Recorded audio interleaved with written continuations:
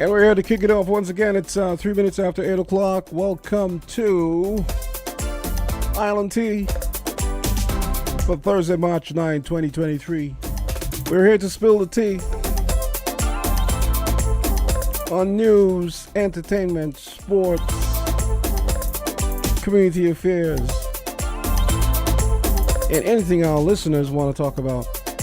Saying special good morning to my co-hosts. We got Candy in the house. And AZ, what's up? I'm good. Pleasant good morning to everyone. I am your host, Azard Gumbs, and it is a pleasant morning this morning. I am trusting that everyone is having a great time. It is indeed a wonderful, fantastic morning. I have my morning tea. Candy, do you have yours? Good morning. Check, check. Yes. Jamstar, what have you been drinking this morning? Something you're clearly not drinking. What's that? Coffee. Oh my God, no. So everyone is having a wonderful morning. We have a lineup this morning. We have our Caribbean link up. We also have here in the studio, we're going to speak with the Jenkins leadership group, and we're also at 9:30 going to meet with a farmer, and so it's going to be a very interesting discussion, a very interesting lineup. Candy, how has your morning been going? Actually, it's been quite interesting. Just parking alone seems to be a whole event now. Yes, parking in Bastia is an event. It's just horrible. Unless you have that designated space. Or $5. Or $5, yes. $5 gets you a spot. Yeah, Central Bastia traffic and parking is becoming a nightmare. If you want to get anywhere on time, you got to leave at least 15 minutes before, because it takes you at least 10 minutes to find parking. Yeah, and then the traffic alone, you have persons there, and then you're wondering, is this traffic going anywhere? You know, I saw... Is this traffic going anywhere? The Ross students, I think, created like a T-shirt that says, "Get the L out the way." Yes. And oh, it's yes. for the learners. This morning I had one in front of me. And I'm just like, okay, better late than dead. And in my head, I'm just going, come on, get out of this spot, get out. Yeah. But, you know, I mean, I don't understand why in the middle of rush hour traffic, there are learners on the road. I honestly believe that at that point in time, they should be in an area where the traffic isn't heavy, because persons are trying to get to work, trying to get to the radio like myself.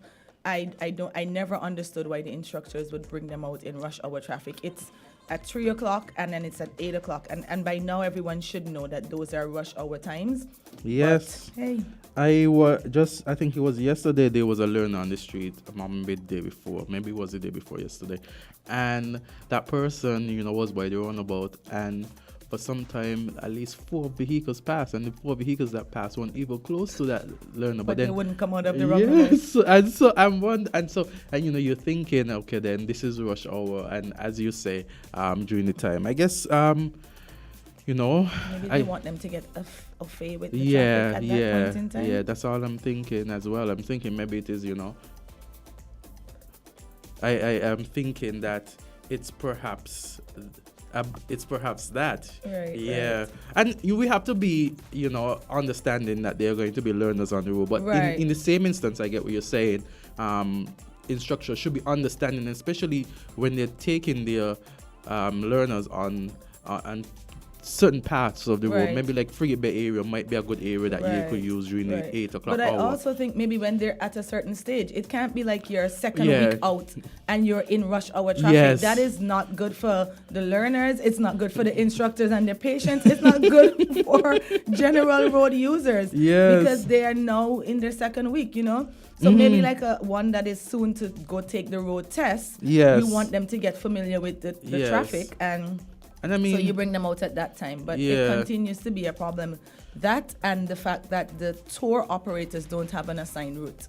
yeah. So that's another pet peeve. Oh, I'm another sorry. pet peeve on the road is the bus drivers. They stop Oh at my any gosh. point in time. Wherever there's a passenger, they're going to stop. That 250 is serious. And at times, they just... And they don't indicate. They It's don't just pull over. They just pull Yeah. over. And at times, I think they purposely stop in a way to block the traffic, because they might have a situation where it is that they could have pulled over and they could have pulled over to allow the traffic behind them to in pass. a better way. Yeah. But I think what it is maybe competition between the other buses. They don't want the other buses, So I've heard.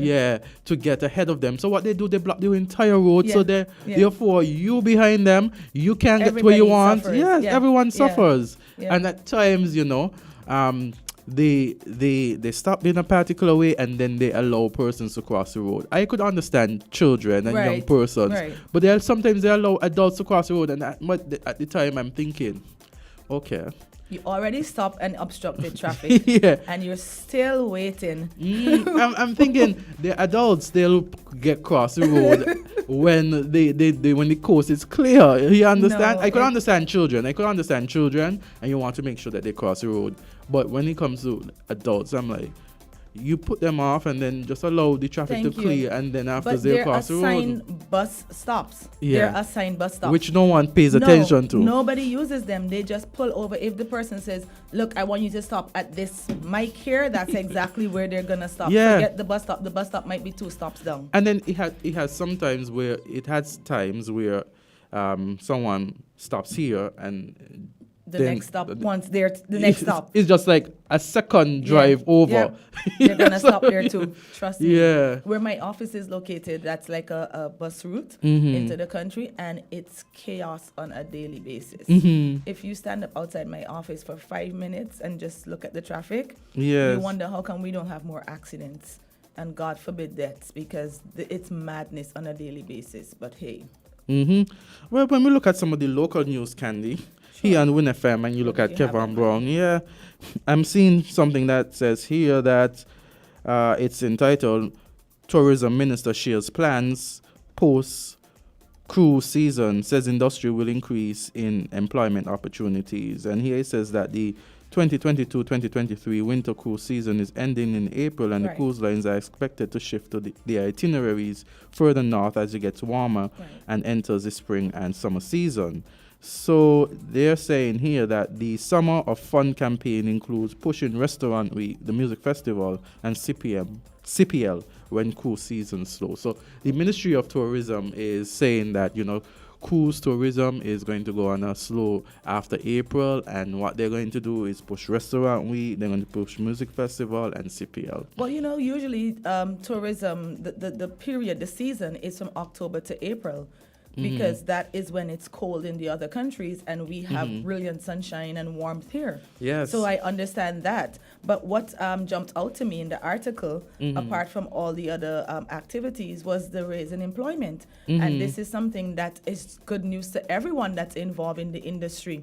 I can imagine since COVID, we've been struggling to get employment levels back up to scratch. And just to be a thing, I know, for instance, taxi drivers, persons who operate tours, even myself, I am in the destination wedding business, and things have been slow to almost a halt in that arena since COVID. Persons are still living in fear, persons are still skeptical, persons that may have lost their jobs, they're not traveling as much, they're not spending money like they used to. So the fact that she's saying employment levels are going up, hey, that's a good thing. You know what I like? I like the Restaurant Week idea. I think it was introduced sometime maybe in 2015, 2016. I can't remember. So you're a foodie like me. Yeah, Okay. I like to eat. I like to eat well, though. I watch my portions now because, as you age, Yes. yeah, you're able as you age, you realize that you can't eat everything that you wanted to eat before. You just explode. Right. Or you can eat it, but in moderation, portions. Yes.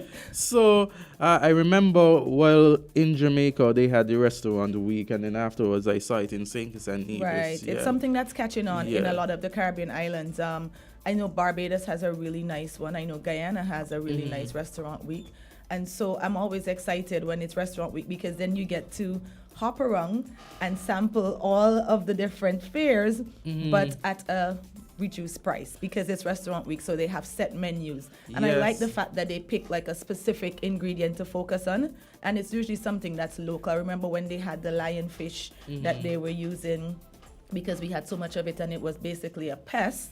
I think it's still listed as one of the things that we need to fight against. in terms of predatory behavior. And then I think they had a sweet potato one year. Yeah. And I pumpkin one year. And I do not like pumpkin. But Oh, you don't like pumpkin? Not at all. But I'm intrigued to see what it's going to be this year. Yeah, I must say I'm a sweet potato fan. Wow. Yeah, I'm a sweet potato fan. No. I will have like a handful of sweet potato fries and then I'm done. Potato fries? Sweet potato fries. No, you have it boiled. You You have it boiled. What are you saying? Yes. No, I'm sorry. You have it boiled or you could have it roasted. I'm very sorry. Give me the fries and just a handful, and I'm done.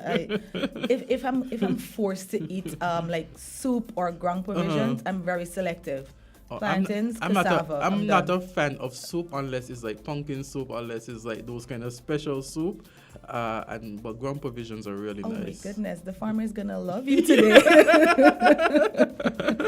Yes. No. So it's just an amazing time. It sounds interesting, though, and I'm happy that she highlighted some of the things that will be upcoming. CPL, I'm a big cricket fan. Oh yes.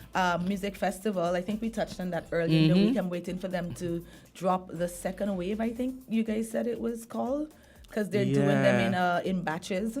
So I love the first selection or the first wave that they released.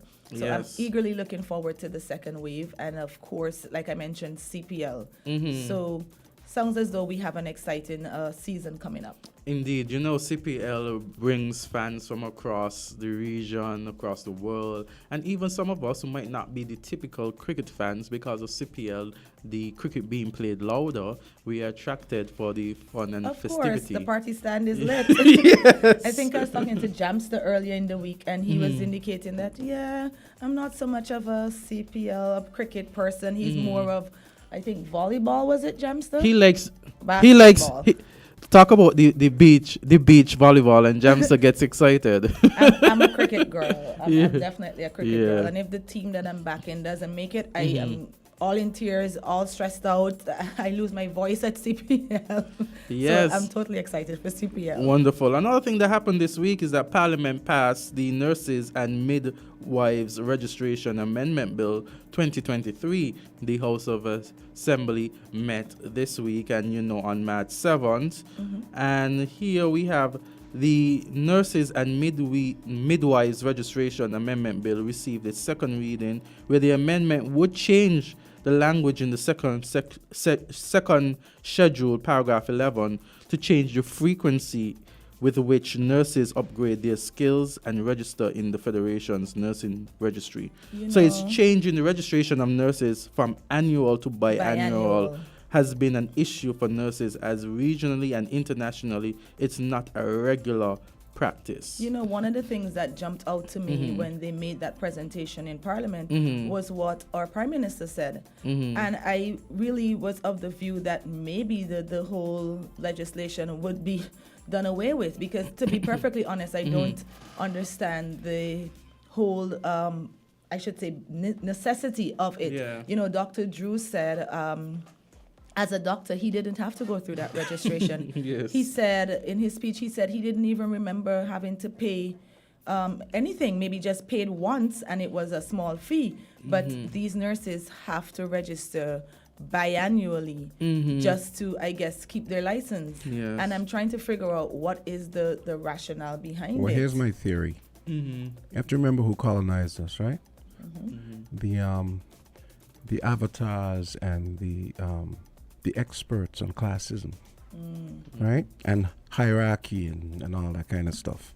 So I could see that in the British system, it may have even changed by now, because we have a way of holding on to their stuff that they themselves have abandoned. But yeah, the doctor, you know how doctors are esteemed in most societies. So you think it's a colonial...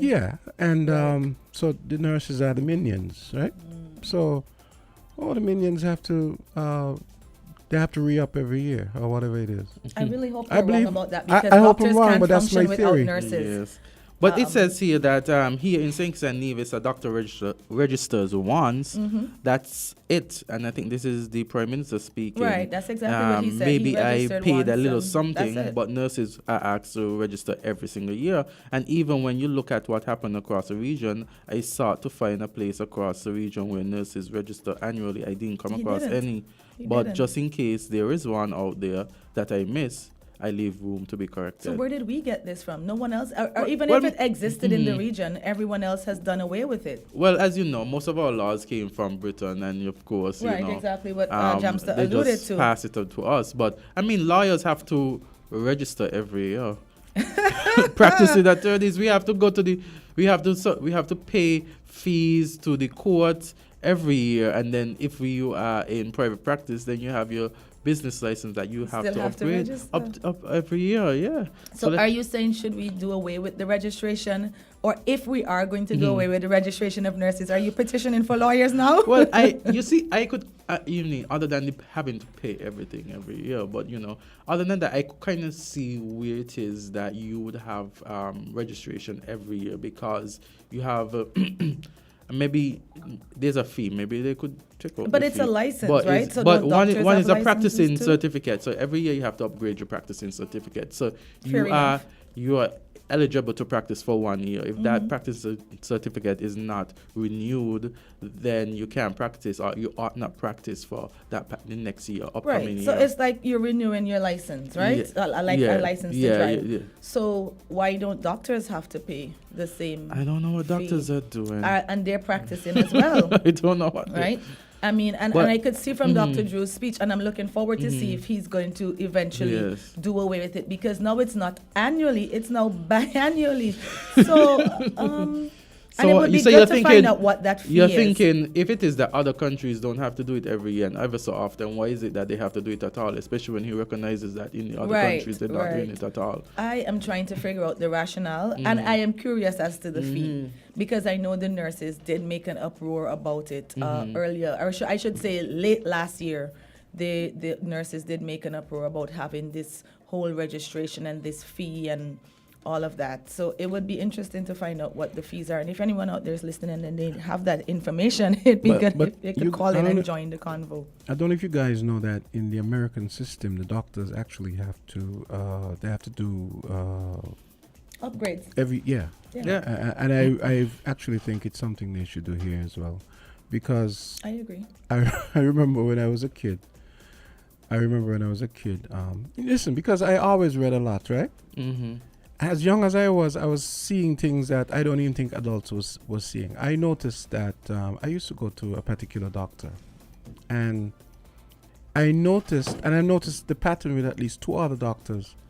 They were prescribing drugs that were from the 60s and 70s and 80s, right? That weren't even the drugs work, but there were even better drugs that did the same thing. Right, but they weren't aware of it. Exactly. Because they weren't being forced to upgrade. I mean, even I know doctors in the US have to do it, and CPAs have to do it. Yeah. As someone who is in the legal field, I am often digging and researching, because you want to stay on top of things. You want to grow. You want to evolve. I mean, so maybe it should be a requirement. I think in Jamaica they're more their bar is more robust in the sense that you have to do these constant. You have to do a number of things every year in order to qualify. And also they have medical education too, so I think that would be part of the fact that maybe they might be a little more evolved with that in kind of St. culture. and Nevis, we have continuing learning for lawyers, but it's more of an optional thing where it is that they will send the invitations and it's up to you to attend. But I think in Jamaica it seemed to be more of a mandatory thing with their bar. So I mean, every jurisdiction differs, you know. Right, so right. But it should be something across the board. And I must say I admire the fact that Dr. Drew pointed that out in Parliament. So you could see already, well, at least the way I interpreted it, where his mind is going. So I'm looking forward to seeing what the next step will be. So what else is on your mind, Azard? Well.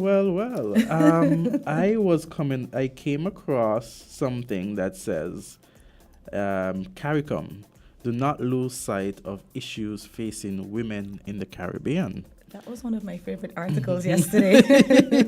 And I'm not being biased. So it says Caribbean Community Secretary General Dr. Carla Barnett on Wednesday said that the Caribbean must not lose sight of its many issues that stand in the way of achieving women's equality, such as women's political participation, unpaid care and domestic work, the impact of climate change, and gender-based violence, which is a public health crisis in the region.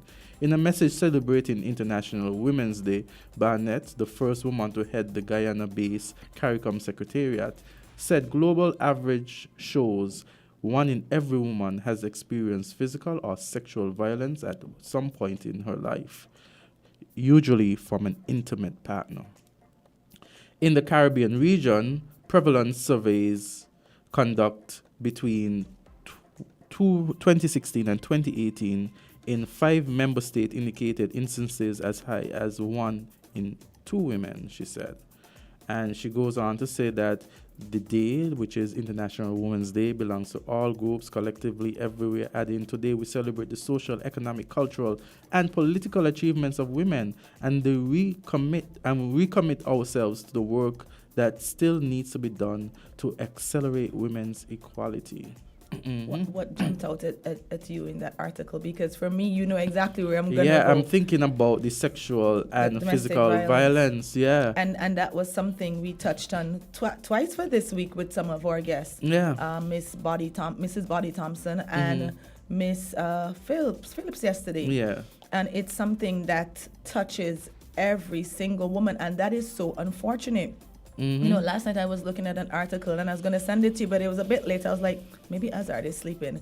But I sat and I looked at this very long piece where a girl born in India was reliving the nightmare she went through at 15. Because first of all, her dad was annoyed that she was born a girl. So, of course, he wanted a son. Yeah. You know how it is in some of those societies. Yes. And so at 15, she was raped by some of her father's friends, gang raped. Wow. She became pregnant, so now the family is annoyed. And so they basically gave her to the people that raped her. And the father married her to his son. But every night he would continue to rape her. The guy, the one of the guys that raped her, the gentleman that raped her, agreed with her father, and they married her off to his son. Of course, the son had no access to her. Where is this? This is in India. And the mother-in-law, the new mother-in-law, put her to sleep basically in the basement. And every night the father-in-law would continue to rape her.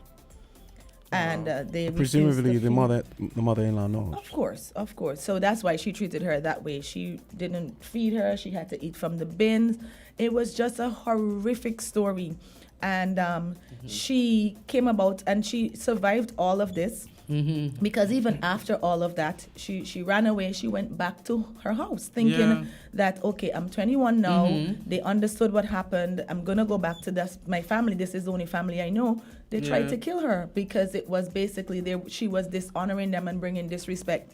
So, you know, long story short, she ended up opening an organization called EndHonorKillings.org. And she was just sitting there giving her backstory. And as I'm watching this, I'm getting goosebumps. I'm becoming teary-eyed because some of the things that females have to go through, it's amazing that we make it this far. And I say all of that to say that we deserve more than a day. We deserve a month. Some of just going through, and I don't have any children. I've never given birth to any children. But from what I've heard of the experience, we have a saying where we say it's 1 foot in the grave and 1 foot out. Yeah. You know, because it's a intense and horrifying experience from what I've heard. In fact, during the Middle Ages, you find that a lot of women, one of the causes of death in women was childbirth and the complications from childbirth. So, you know, it's fitting that the CARICOM Secretariat would make a speech like that where she touches on those issues, because those are some of the issues that continue to plague us. UNICEF is always speaking and advocating against child brides. child brides are something that we've never been able to get rid of. The scourge of it continues to plague our society, and it's ridiculous. I could never understood why people would be attracted to children and think that they could become wives and lead a household. So, there's a lot of things against women, things that we've constantly been fighting for. And I must say we need more partnership. We need more guys to come on board with us to help us to get rid of some of the things that we're fighting against. Domestic violence, sexual violence. And it's sad that she said that almost every woman has been touched by that. It's true, but it's sad that it actually exists. That is true. And one has to... I don't know, cause listening to that story is just heartbreaking. I'll send you the article. It's heartbreaking because it's ridiculous. you wonder how people could be so heartless. Her own family. Yeah, and you think and you hear stories like these and you hear cultures like these and you're like, if you're born a woman, then you're seen as less valuable. You're treated less than human in some aspects. And and the fact that her being raped, they're seeing it as she's the cause of it. Yeah. They're seeing it as basically she has sold her gone to the person that raped her. And it's because in those kind of society, I guess they value virginity and they value not having sex before marriage. Right. So and she was basically... I guess she was defamed. Yes, or, yes. Tarnished also. But when you look at the reasons why that would have happened, and with no fault of her own, and the family support not being there, one has to be had, it's inculcated though. It's something that has been passed down through generations. Yeah. Because I'm pretty sure her mother faced some of that herself, so she couldn't even offer any support or sympathy, because in her head, this is what happens. She said when she went back home, her mom and her sister-in-law stood and watched while her father and two brothers beat her because they were basically trying to kill her to save their honor. And this is something that continues to happen. People think that rape is about sex. Rape is not about sex. Rape is about power. It's about you wanting to take control of the person that you're raping. And I'm not going to say the female, because there are instances where boys and young men are also raped. Yep. There was a story coming out of Guyana where a self-proclaimed celebrity in Guyana was accused of raping a young man. Wow. And it happened more than once, and the guy ended up committing suicide. So it's not just female based anymore. Rape has now expanded, and it's anybody. And this is just crazy. It's amazing to think that this is something that has been in existence for so long. And you've studied law. Do you remember the whole background of rape and the speech by Bacon? Yeah. And that a man couldn't rape his wife. A man couldn't be accused of raping his wife. I think it was until 1981 they actually acknowledged that a husband could rape a wife. Yeah. Rape is nothing to do with sex. And it all stem back from, them being one and them being of the same. Yeah. One and of the same. If I say no, it's no. Yes. So these are some of the things that women have to overcome. And we need partners. We need more. And like I mentioned yesterday, I always take everything back to education. And when I say education, people think I mean school. No, I mean people getting the knowledge, people understanding that it's my body, it's my choice. Yes. I can say no. People understanding that there is emotional, there is physical, there is mental, there's financial. All of these are forms of abuse. But, people just think, oh, he doesn't hit me, so he doesn't abuse me. That's not the way it works. And like I said, it stems back to education. Let's get that information out there. Let's understand about gender-based violence. Let's understand about disabilities. Let's put up even if it means pamphlets, even if it means billboards, because it's subtle advertising. People will see it enough times and it will stay with them. But if you don't know, then you can't help yourself. If you don't know, then you can't change. So I still think that it comes back to educating the populace so that we know what our power is, we know what our strengths are, and we know where we can turn if we need help. Well, we're going to take a short break. We're going to acknowledge our sponsors, and we'll get back with the Caribbean Link Up. Awesome. Yes. Okay, so first I gotta say there's no Vernon Springer this morning. So the people who are looking for, the people who are thinking about Point on the Streets this morning, they're having a sitting of the National Assembly in Antigua today. So we won't be linking up with Vernon Springer today. He'll be back next week, though. Okay, and we're gonna be lightening up things when we come back because those last stories really affected me, and so I think we need to get into some lighter stuff when we come back. And the phone lines will be open. You guys can call us and talk about anything you want. We'll try and take a look at some local stories and some lighter fare as well. It's 8:30. So when we come back to get things started, we're going to talk about the Grenadian who just got into the American Idol auditions for Sunday, Jefferson Ramirez. We're going to talk about that and more on the other side.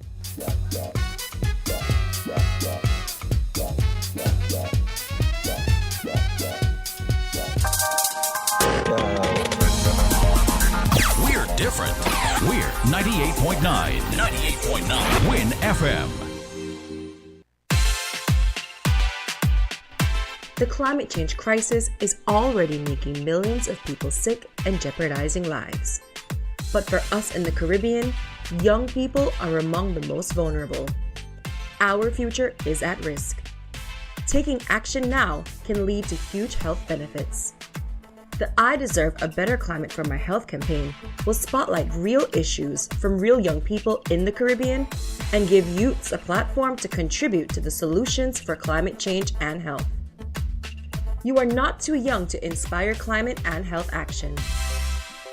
Want to win some prizes for you and your love? Well, this Valentine's you can in Pick 4 Spin for Love promotion with the Caribbean Lottery. Spend $15 or more on Pick 4 and place your non-winning tickets into the drop box provided for a chance to spin our love wheel all through February. Win sweet Valentine's prizes like dinners for two, free groceries, and more. Get your Pick 4 tickets today at any Caribbean Lottery retail agents island-wide. Must be ages 21 and over to play.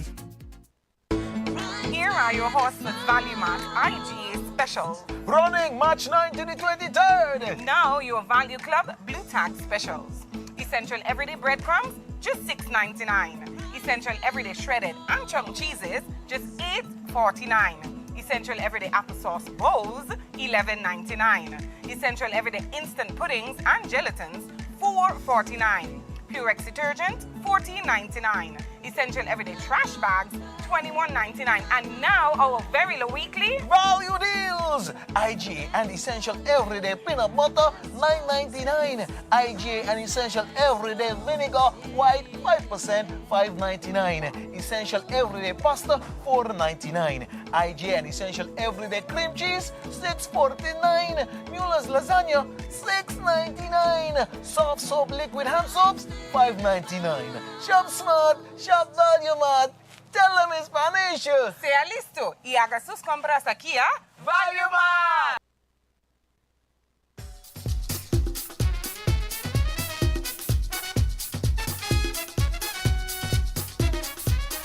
Stand by. 8:33, and we're back. And once again, no point on the streets from Antigua this morning. There's a sitting of the National Assembly. So Vernon Springer will be back next week. And just reminding you that coming up at 9 o'clock, we've got we're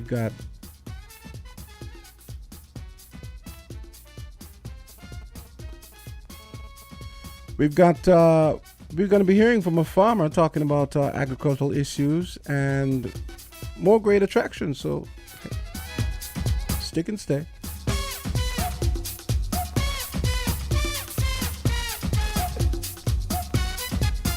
Yes.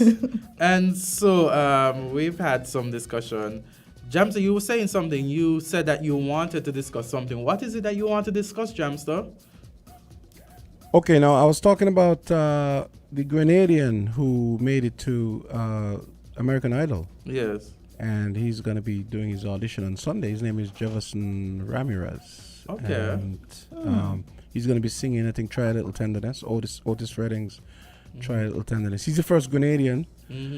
I think I feel like we needed some light of fear because those two stories. You got a bit.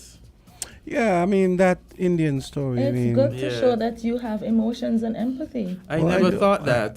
Jamster is actually tearing up behind there. Well, I don't know about that, because that wouldn't be very manly of you. So. Oh, really? So men don't cry? Well, not this one. Oh, well. So you don't cry, Jamster? We're definitely going to have a conversation about this off air. Hey, I'm not afraid to flex my manliness. I'm not into the politically correct manly thing. So you don't think it's okay for humans to cry because not men saying are that. humans? Right, I'm not saying exactly. that. I'm not saying that, but I'm not going to cry for every little thing. No No, one not said every that. little It's thing. appropriate. You can cry when it's appropriate. I have emotion, but it doesn't mean I have to cry. I mean, you know. Jamster, if you've never cried, crazy. No, this is or a good conversation. If Let's you go. fail to cry, the day that you cry, I'm afraid that you might not Might be able to stop. You might not stop. You might not stop. Nah. Y'all paying attention to too much of this Western. I No, think we are you not- have we are the not talking- You're wrong just trying to turn men interpretation. into women and stuff. Why not would trying we be to- trying And to do that? I'm not- I see men as equals.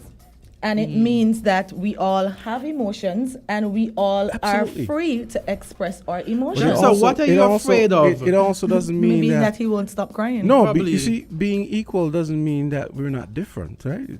Being equal and different are different things, right? I'm glad you said Yes. that Because because we are you- different. so right, so you're because saying- both Gender-wise. genders, yes, So you're saying because it's- both genders complement each other. Yeah, so you're saying that men are not to cry. No, men shouldn't be crying. We gotta be looking after the women. No. You men have to take care of themselves as well, Are you Jamster. saying if you have something that touches you or a loss in your family that you're not going to shed a tear? Yeah, I Heaven will. forbid that, you yeah, know, I one will, of but your I'm not. parents I'm not going to be pass. doing that in front of people. That's for sure. Who cares?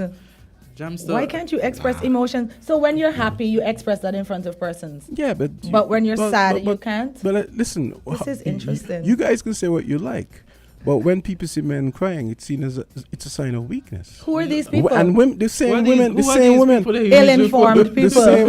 the same women who say, it's like you always hear these arguments about women saying, I want this nice guy, blah blah blah, and then when they get the nice guy, they don't want the nice guy. Oh So it's the my same way. goodness, They the say, stereotype we want- continues. We want men to cry and blah blah blah, and then when You the know- when you know- when the you know men what cry, it's hey, and then when the men cry, it's a different issue. This is madness. No, it's Jamster- not. Jamster- It's just the truth. Jamster It's is an inconvenient crazy truth. because what you're talking about is what is referred think- to as toxic Yeah, There's no- masculinity. there is yes, no- Is that yes. you're afraid to show No, emotion? there's no such that thing as toxic you're afraid masculinity. to That's show just another emotion. made up. That's just No. another made up It trope. exists. No. Nah. Based on what you're describing, you're exhibiting it right now. Yeah, Jamster, Nah. you're afraid to be in touch with your emotions. Which is No, crazy I'm not to afraid me. to. No, I'm not afraid to be in touch with my How emotions. is it okay to be happy, I but am it's just- not okay to be sad? We all go through periods of sadness, Jamster. I understand. It's okay to be sad. I understand that, but all I'm saying is, they're You're not. gonna They're have a not breakdown, equal. that's they're what I'm not. saying. They're not equal. What I'm saying is they're not So equal you're saying, emotions. so you're saying that it's okay for women to cry, but it's not okay for men to cry. It's okay for women to be sad. Right. It's okay for women Men to can be be sad, frustrated. but men have to be strong as well. Women What's have wrong to be, with that? Women have to be strong as well. Everyone Well, I'm has- talking about men. Everyone I has let to the be women strong speak as for well. themselves. I'm not going to presume to Everyone speak. has to be strong. I'm not going to presume to speak for the women. You You know what the problem is with these kinds of hear. exchanges? I think I say things that most people want to say and they're afraid to say. No, you because say they know things- that they're self-evident. You say Again, things. You not say the things- opinion. I would love the callers to You call say and things weigh in on based this. on what these. You believe to be true. Yeah, what he believes to be true. These archaic. Thank you. I stereotypes. like that word archaic. because Stereotypes I are think- based in reality. I think and we've fact. evolved to a point where we have now accepted that men and women are not that different in terms of their makeup. And I'm not talking about gender or sex or anything like that. I'm talking about emotions. I'm talking about the humanity of the whole thing. We are all humans, Jamster.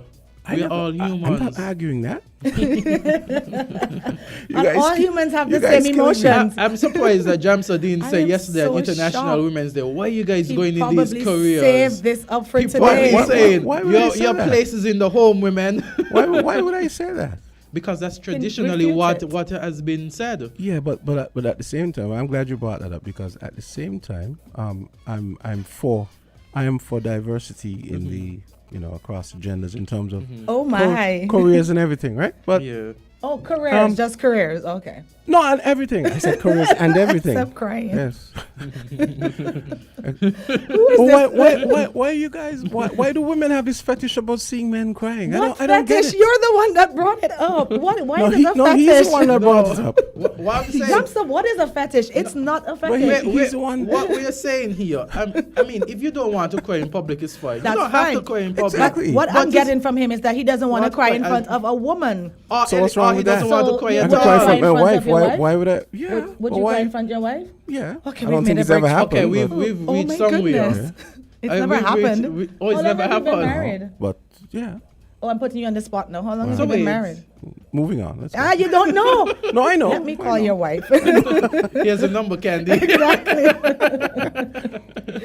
So tell us about this American Idol. Yes, tell us. No, well, I was just saying he's the first Grenadian to make it to You know what? It Canada. reminds. No, this conversation You we're know what, having is you great. ever Y'all watch- don't You feel ever- no way. you This ever is watch- great. People like this kind of stuff. Didn't You ever we have a watch competition that was The auditioned Voice? into? Yes. The Oh, it voice was The Voice. with Tessan Chin. Right. Tessani Chin. Right. Yeah, Yeah. when she won The Voice.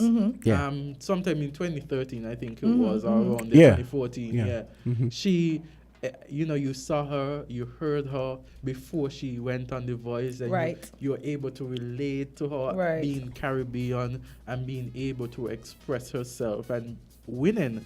I think when we have our Caribbean brothers and sisters participate in these international shows, I think it gives us, this kind of interest to see what's going on. It also gives us unity. It brings about that spirit of unity because now Mm-hmm. we're all rooting. We're thinking if this one makes it, the Caribbean gets recognized. Yes. So we're all rooting against this one Caribbean person because you all it's notice- good for all of us. Why is it most of the American Idol winners are men? Yeah, I mean women. Sorry. No. I've seen. I've We're being actually seen. attacked again. No, it's no. I'm just saying. But I saw there was I yeah. saw an essay on it, and the Most of them are psychologist women? was wondering Well, okay, why. what's your opinion? Let's I start off with actually you. don't have an opinion. No? I always wondered why. Could it be why that we had have it. better voices? Well, it could be just that. It could be that. as simple as that. Yeah. It could be but that. Maybe it's just talent.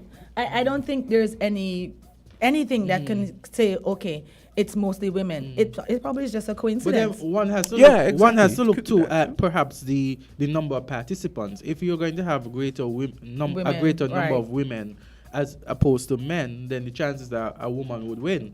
Right, don't know. right. I don't know the composition, but that's the first thing I will look at. Yeah. If it is that women are winning, is it that more women are participating in these competitions? For me, I than might men? be slightly biased and I think think that that- we're just better. I think there's only 3 guys I could think of. I think Bo Bice was one. Oh, he was a runner. There was Chris There was Allen. You remember Ruben Chris? Studdard, You remember Chris Uh, Allen? I think no. his name was Chris Allen. He Yeah, won yeah, I American remember that. Idol. Yo, I don't man. remember him. Yeah. I remember And the the guy that Clay. sings- I remember the Ruben. I remember Adam Lambert, the guy. Adam. who- Yeah, Right, Adam I love came Adam. first runner-up. Oh, so he was Right. first runner up? See? Yeah. And see what he turned that into? He's the lead singer for Queen Yeah, now. Right? yeah. What I Exactly. realized too, it is not about just winning the competition. It is about what you do during the competition Exactly. and what you do after because the competition. sometimes the winners disappear and Yes. it's the first runner-up Yes. or just a Yes. regular participant. Yes. So it's about getting out Yeah. there and making your mark. Exactly. It might not So- necessarily be so the winner. anyone who goes into a competition, if you don't win the crown, it doesn't mean that you have lost. Exactly. Because it's Exactly. an opportunity. You especially those who are close to winning the crown, you are right there, and Put you have yourself out created there, a exactly. platform for yourself, and you just need to know how to ride the wave and how to use what you have done to propel you elsewhere. And glad and you you could said tell, that. and you can tell the runners up who kind of made a stamp on your psyche because Yes. sometimes you remember them more than the people who won. Exactly. Yes. What's this other Exactly. guy that won? Clay something. Clay, right. Yeah. Oh yeah. And You know? I think he kind of was on riding that wave for a little while, and then he just fell off. Yeah. And I think he was trying to make a comeback a few years ago. I'm not really sure what happened with that. But like you said, it's about getting out there. It's about making your mark. And it might not be that you're the winner, but the fact that people remember you. So if you make yourself memorable, then doors will be open to you. And, and you're already out there. So people like, oh, that's the guy from American Idol. Oh, that's the guy from The Voice. So, and these platforms, when you're going to these singing competitions and so, is one, you want to win, but think about the persona you want to be. True. The persona that you want persons to see you as, and We have a what call. would benefit you. Yes, caller. Good morning. Caller, Island T, go right ahead. Good morning. Yes, fight me. Yes, I'm picking up a clear divergence of views on a lot of issues on this program. Which is good. Jamster versus the rest. Which is good. Yes. Okay. And I find myself actually taking Jamster's side more often than not. I don't know if that's good or bad. Tell us I don't know why. if that's the dark side or the what. But anyway. That's the dark side, certainly on Matt this Mahon. issue- What's that? That's the dark side. joking. Tell us why. Yeah, well, the thing is, right, that certainly when it comes to this crying issue, men crying issue, right, first of all, I don't think that people really should wear their emotions on their sleeves, for that gives off signals. And I can agree And with very that. often, You realize this said, people. You realize this said Let him people. finish. Let him finish. yeah, people, Yes. men and women. Yes. Agreed. Right. Because it gives off signals that are not necessarily the ones that we want to convey. Yes. Okay? I think something like crying, people cry when they are deeply hurt or have some emotional scars that express themselves as crying. In other words, it's not to be used as some kind of, it's not supposed to be weaponized and used as some kind of tool to evoke emotions from others. Right? I think very often that's how it's used. In other words, you don't cry for every little pain. Fair Right? enough. Otherwise, it becomes too normalized, and you don't know when somebody is actually deeply hurt, as opposed to a little storm in a teacup kind of thing. Yes. I juxtapose that to something else, for instance. Very often, in something like war, when people speak of people dying, Yeah. they'll always say, including women and children, as if people are not people. Yes. Yes. You know, right? Why should we differentiate in that instance? It's the same kind of thing here, where you want to treat men and women differently in terms of what pain is. Okay? Sometimes, for instance, you expect, let's say you're a leader. Yeah. Could you imagine how, to use a practical example, the Ukrainian people would feel if their president would come on every morning tearfully expressing, sympathy and so on for the loss of so many people overnight? How would that go down? But How that would it would look be very if he demoralizing. doesn't express But any Mr. emotion? McMahon, we understand that, and we understand that there are situations where persons wouldn't want to cry in public. But I think what we were saying, that if it's okay to cry, Period. it doesn't mean that you have to cry in public. But Or it has to be like a big scene Yeah. with you, nose running, Yeah, exactly. whatever. You But- can't show but- that Isn't that what emotion. Jamsa was saying? no, Jamsa was saying that men ought not to To cry cry. at all. That's not what he You say said. that? What you He said? said did men not say that. should not cry, and he doesn't mind crying in front of his wife. But Though though he he- can't recall having ever done Done that. it. But what's But- wrong with that? There's nothing But inherent wrong. what we're maybe there saying hasn't is that been a it's reason. okay to cry. It doesn't have to be public, private. It's just okay It's to just- cry, it's just- period. it's just Because a it's an mentality. expression of It's an o- emotion. Yes, but it's okay to cry, but at the same time, I'm not going to cry when it's not necessary. No one said that. No one I mean, it's says- not practical. No one says that It's you. not sensible. No one wants anybody But out there I- just I crying think every everybody 5 minutes. accepts You know. Everybody, I think, accepts that it's okay to cry. Of Right? course. But I Okay. don't think that it is something that you should just, like I said, weaponize. You should turn on and turn off as needed. And I can agree with that because people often do that.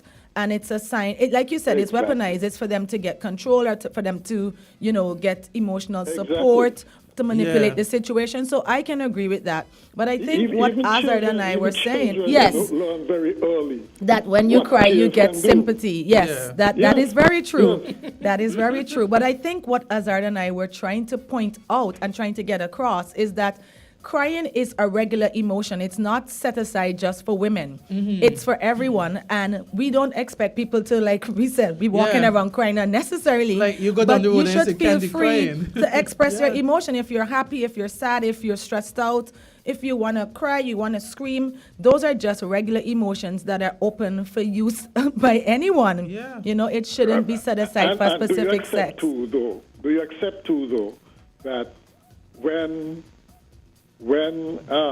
men in particular cry, it is indeed regarded as a sign of weakness? By And who, though? It should not Because- be like that, but you agree that it does convey that No, No, not to me. No, not to me.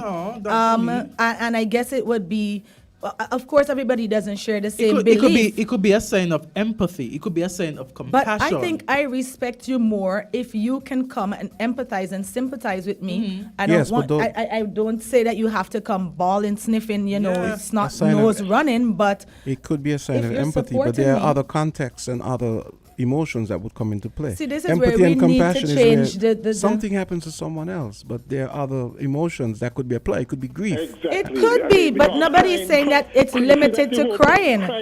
No. Crying is extreme. No, but it doesn't have to be limited to crying. Like I was looking at that story last night that I mentioned earlier with the whole honor killing. Yeah. I don't know the woman. I've never experienced that. Yes, my family has roots back to India, but we've never practiced any of those things. But I could sit there and I did become teary-eyed because I'm just imagining what a 15-year-old girl is going through. At that point in her life, she had now experienced her period, so she ended up getting pregnant when she was raped. And I'm just thinking about how, and so that's empathy. I put myself in her place and I'm thinking, when I was 15, I was still very somewhat childish. I played with my sisters. you know- I was still very innocent. You know what's ironic and funny is that I steered the conversation away from that story because that was really affecting me, and we've gone back See? to it. See? So, Jams, okay, so you know what I'm thinking? The reason he didn't want Yeah. to continue that story is because he didn't want to cry. Exactly. Because he probably feels like crying. For whatever. We won't look over there. You can just You pat know your that- eyes. Yeah, so he tried to steer us off of this Thank you for conversation. calling in, Hey, caller. he was making another point. Go ahead, Mac. You were making another Mac, point. what other point I you was were gonna say making? Some psychologists feel that what we call empathy in crying is really looking at ourselves. We're not crying for the person who, the victim, so to speak, or even if you have a death in the family or something like that. It's not so much that you're crying for the person who's It's how it's affected you. because after all, they're gone. Right. But you're crying for all the impact it has had on you, Right. on you personally. So in a sense, Right. it's a very selfish emotion as well. Or you might be thinking of your own demise to come, those kinds of things. Some psychologists think that is the way, that is why There a lot might of be people some cry. credence to You that. know? Yes, yes. But Yeah. anyway, it's an interesting subject. But the fact is, we as a society, I think that's one of the things that you have norms in, and certainly crying is an expression that a lot of Mr. Mahon, people. could I ask you a question? Yeah, sure. When you were a young boy, a teenager, did you had moments where you just cried about something that had hurt you? That has hurt me. Yes. Or something maybe disappointment.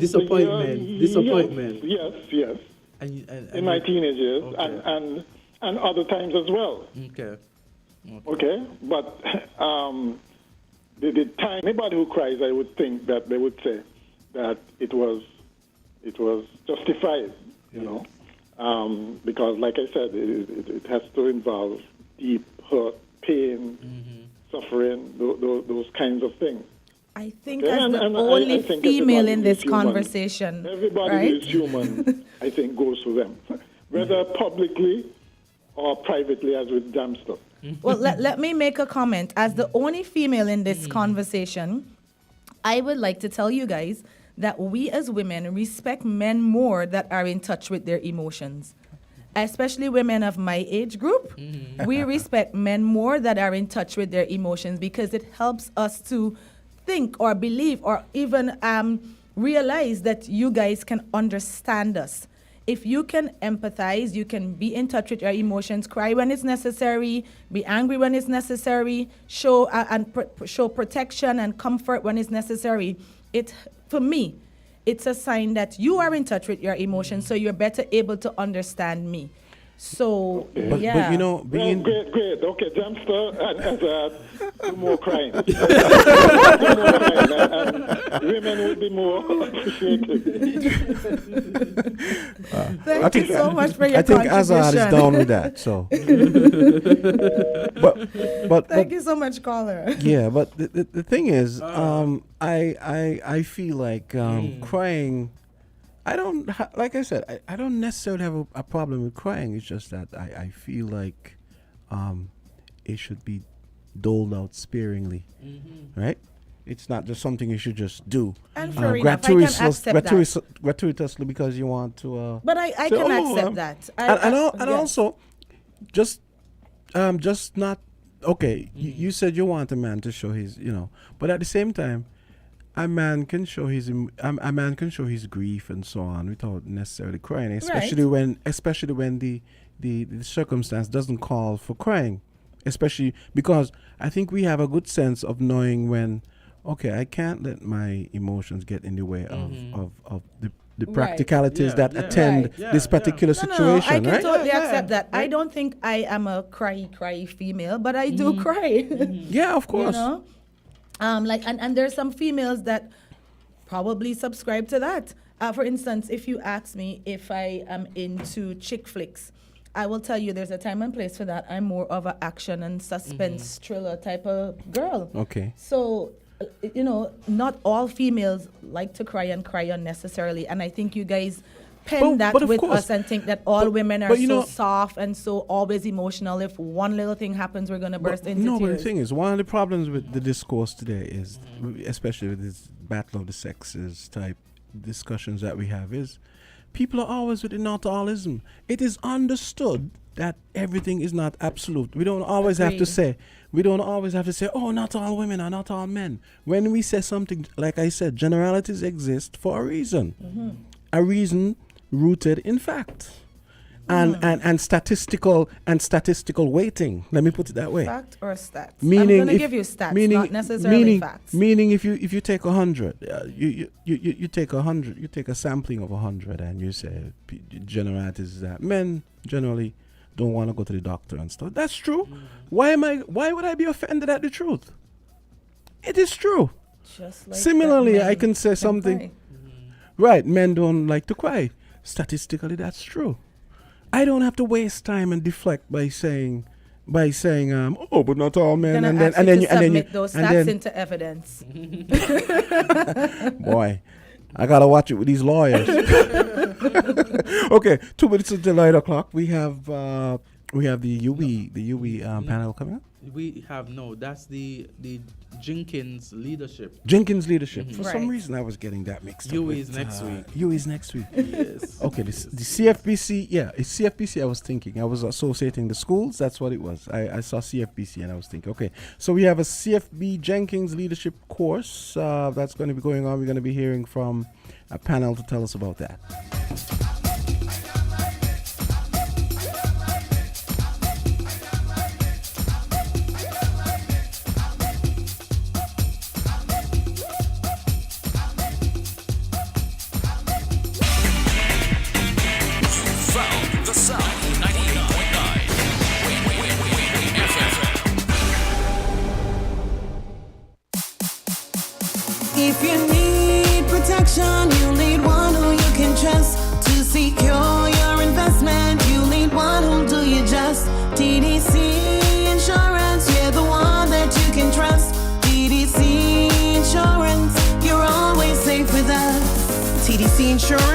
your go-to insurance company for all your insurance needs.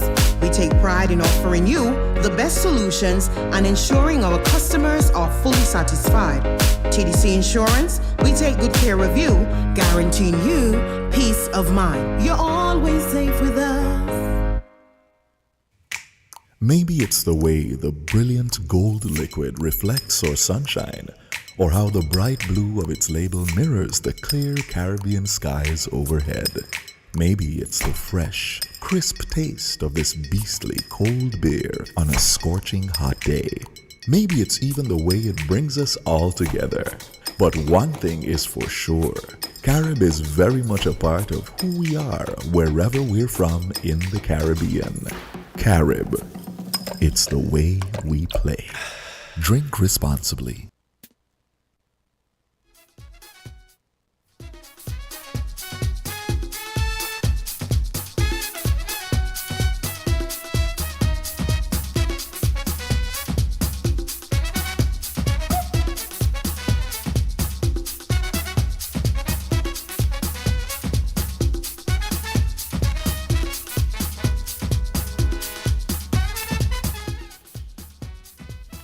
Well, here I see that you're looking at International Women's Day. I see that there was an article posted by St. Kitts Times. It's 13th edition of International Women's Day, most powerful and influential women list for 2023. And they looked at some of the women in St. Kitts and Nevis, you know, and would have classified them or ranked them as some of the most influential women that within St. Kitts and Nevis. So we had some persons who made that list. Let me just... What are some of the ones that jumped out to you? Let me see. I'm going to that right now. So they are talking about here we see Adiola Moore, CEO of Scasper. We have Atasha Sider, fashion consultant and banker. We have Dr. Bernicia Nisbet, medical doctor. We have Carleen Phipps, inspector of police. We have Corinne J. Phipps Benjamin, blogger, social media influencer, former diaspora advisor to the UN, ambassador at Permanent Mission of St. Kitts and Nevis to the United Nations. Before you go further in the list, and I'm taking it that you're now checking out the list, is there someone that you would have put on the list? Let me think. But good call. You see how she's putting me on the spot. It can't be that hard to find somebody that you want on the list. Yeah. This sounds like a good question for me to blackmail you with. Well, Let me call your sister there. Here's a quick aside, because you mentioned a female police official, Yes. Superintendent Diana Mills. She just saw made that. history. Yes. First woman to be appointed a division commander. I saw that. That would have been a good addition to the list. I saw that. And I was actually very surprised at that article because I didn't realize that there weren't any other females that had ever been appointed as commander of a division. Yeah. And it was fitting that she got it on International Women's Day. Yeah. So kudos and congratulations to the force in general for beginning to expand and open doors for their female counterparts to get positions of that nature. Yes, they are indeed breaking ceilings. We're getting there. Yes. You know. So let's hear about your list. Yeah, well, you know, these lists, I always look at them, but then it's always subjective. I'm not saying that the persons who made the list aren't really good. They stand out, yeah, but I guess based on everybody, they will have their different lists. For me, the question would be, how is this list compiled, right? Who does the survey? Who does the survey? Who's the person that tallies these the numbers? How do you make the list? What is the criteria? Yes. I was looking at the list, and like you said, not to judge, but what are we using as the criteria to measure inspiration? Yes. How do we determine if somebody's an inspiration and they're fit to make the list? Yes. So those are some of the questions that I would have when I would have seen the list. Yes. So, we have persons making the list. I want to say congratulations to those women who made the list and who would have been Definitely. seen Congrats. as standouts by persons there who compiled the list. So I want to say congratulations to all of you. And for those who haven't made the Yeah, list, good luck next year. Yes. I want to say that, there's so many women in St. Nevis who are doing extremely good things, and I want them to continue to do those good things. So we are now here with our guests, and they're going to tell us about the Jenkins Leadership Program. But before they do that, Good morning, let them introduce themselves. ladies. Yes, ladies. So we're joined by two ladies. Yes, ladies again. We're continuing in our theme. Good morning and welcome to Island Tea. Hi, good morning. Thank you for having us. We'll start with a brief introduction. I am Kimani Phillip, and I am a member of Cohort 9 of the CFBC Jenkins Limited Leadership course, and I allow my colleague to introduce herself. Mm-hmm. Good morning to everyone. I am Charmaine Odean. I am also a member of the CFBC Peter Jenkins Leadership course, Cohort 2. Yes.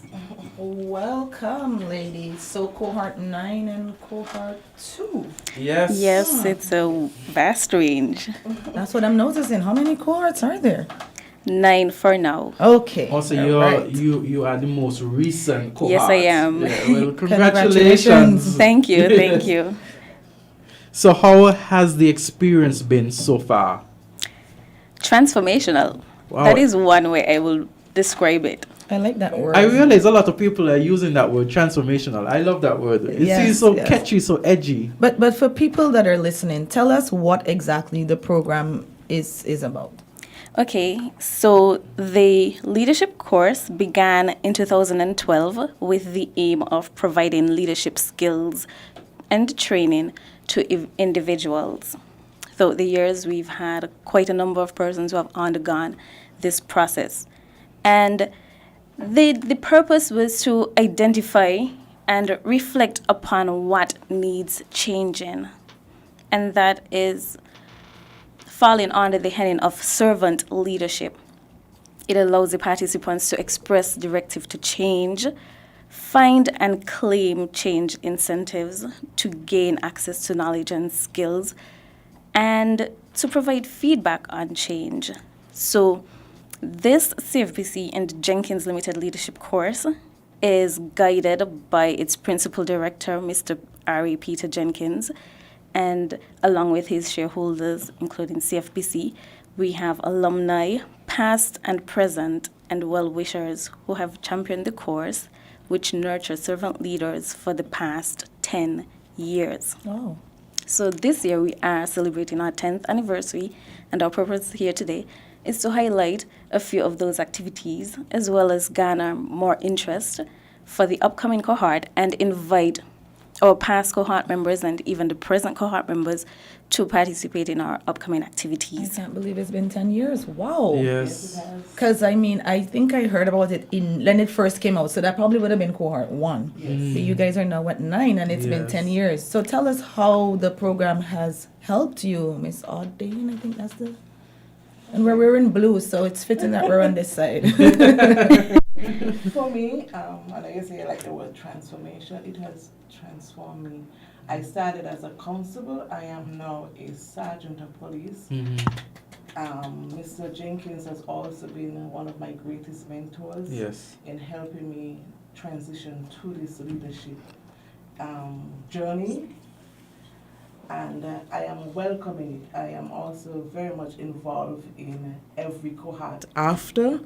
So for me, it's still learning. I'm still loving it. I'm still growing. Yes.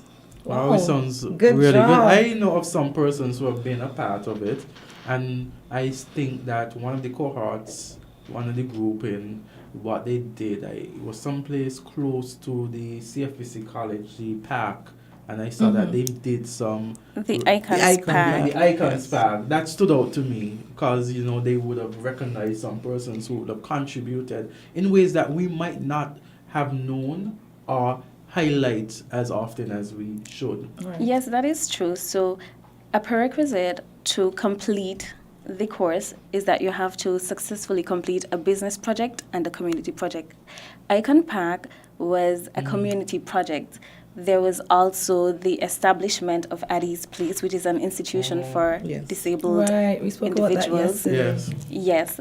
And for our business projects, we've had most recently a vision board seminar for entrepreneurs. So the basis for these projects are mainly to learn lifelong skills, teamwork, networking, budgeting, time management, decision making, volunteering. And also a great part of it is that with the business project, the proceeds that we make, we give a portion back to charity. Yep. So it's all about giving back to the community all around, and that is an important factor of leadership. Agreed. Thank you so much. And we have a caller. Let's hear what the caller has to say. Okay. Okay, well, the caller, they actually stopped for a bit, I guess. But callers, they'll be taking your call, so feel free to call. Mm-hmm. Thank you. And so one of the things you mentioned was giving back, and that being an essential part of leadership. Yes. So that stood out to me because I think people often forget that you're not just an island and you can't function by yourself. And even legally speaking, there's a corporate responsibility that businesses have to give back. So tell us, because I'm curious, what was your community project this year? So our community project this year was the refurbishing of the CFBC fountain. Yay! It has been dysfunctional for quite some time. And so that was the project we selected. And is it complete? Are you guys, because I'm going to drive up there to check it out. So is it still a work in progress, or is it done? It is currently a work in progress. We've made significant progress though, but we've had a few challenges and we're still working on it. And one other important factor to mention, as Azard spoke about Icons Park, every cohort recognizes actually icons. Those are persons from the past who have left an indelible mark on the Federation. They have participated, or they have introduced, they have pioneered things that we aren't aware of. And going forward, we also need to pay respect to our foundation. If the roots are strong, the tree will bear fruits. So that is a very important part of the project as well, the leadership course. Thank you. Good to note that you guys recognize that, and I think it says a lot about the course, that you have to pay attention to your past, otherwise your future is going to be doomed. Yeah, and you know what I like about this? I'm seeing two young ladies here, Kimani and Miss Odin, and Sergeant Odin. Yes. And they're talking about the Jenkins leadership program, and you don't see Mr. Jenkins here, but you see persons who are...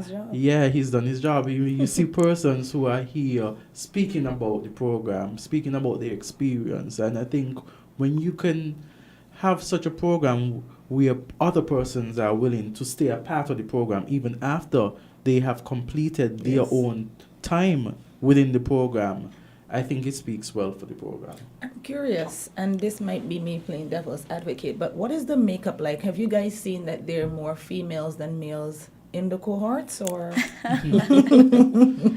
Speaking from my cohort, yes, definitely. Yes. Some more females. Yes. I think we're having a marginalization of males.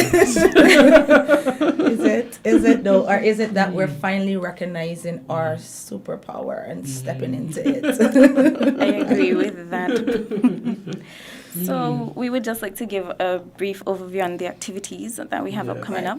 So we begin this Sunday, that is March 12th, with a church service at the Wesley Methodist Church, and we're inviting all cohort members, past and present, to attend. The service begins at 9 a.m. Persons who are interested in attending could kindly advise their representatives on the executive committee of their attendance, so we could get So you guys have an executive as well? Yes, Okay. we have an executive committee. Mm-hmm. So immediately following church, we will have a brunch. And at that brunch, we'll be having a toast to the new Commissioner of Police, Mr. James Sutton, who is a graduate of cohort number 2 that was in 2013 to 2014. So we are producing our own icon. Evidence speaks for itself. Yes, and there's a press release on the social media pages from the Jenkins CFBC Leadership Course group regarding that promotion. And Mr. James Sutton was a part of the WF Door group. Mr. Door was recognized as an icon during that year. And we have to note that he unfortunately passed on 17th February 2023. So as one passes, another one rises. Right. So then, after the service on Sunday, our next event would be a professional development seminar on April 20th. Now, this seminar is open to the public. More information regarding the topics and registration will be disclosed later. But for persons who are interested in the meantime, they can send an email to CFBC Jenkins Leadership, that is one word, and I'll repeat it again, CFBC Jenkins Leadership @gmail.com.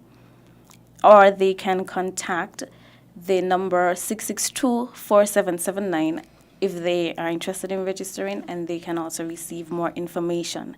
The cost for this seminar will be just a mere $250. And then following that, we will have the alumni retreat on 29th April 2023, and I will allow my colleague to expound a bit more on that one. Thank you very much, Kimani. The reason for the Alumni Association is to continue community outreach, professional development, networking, and also a long worth of wealth creation. Yes. More information will be given on this. Also, we invite all the past cohort and present cohort to register for the alumni retreat on the 29th of April 2023. You can contact the email address via email address cfbcjenkinsleadership@gmail.com. I would repeat, cfbcjenkinsleadership@gmail.com. Last but not least, we will close off with a fundraising gala and dinner on the 27th of May. This is also to do more renovation and expanding and maintenance of the Icon Park. This is where our fundraising would go. We are open to sponsorship and donations.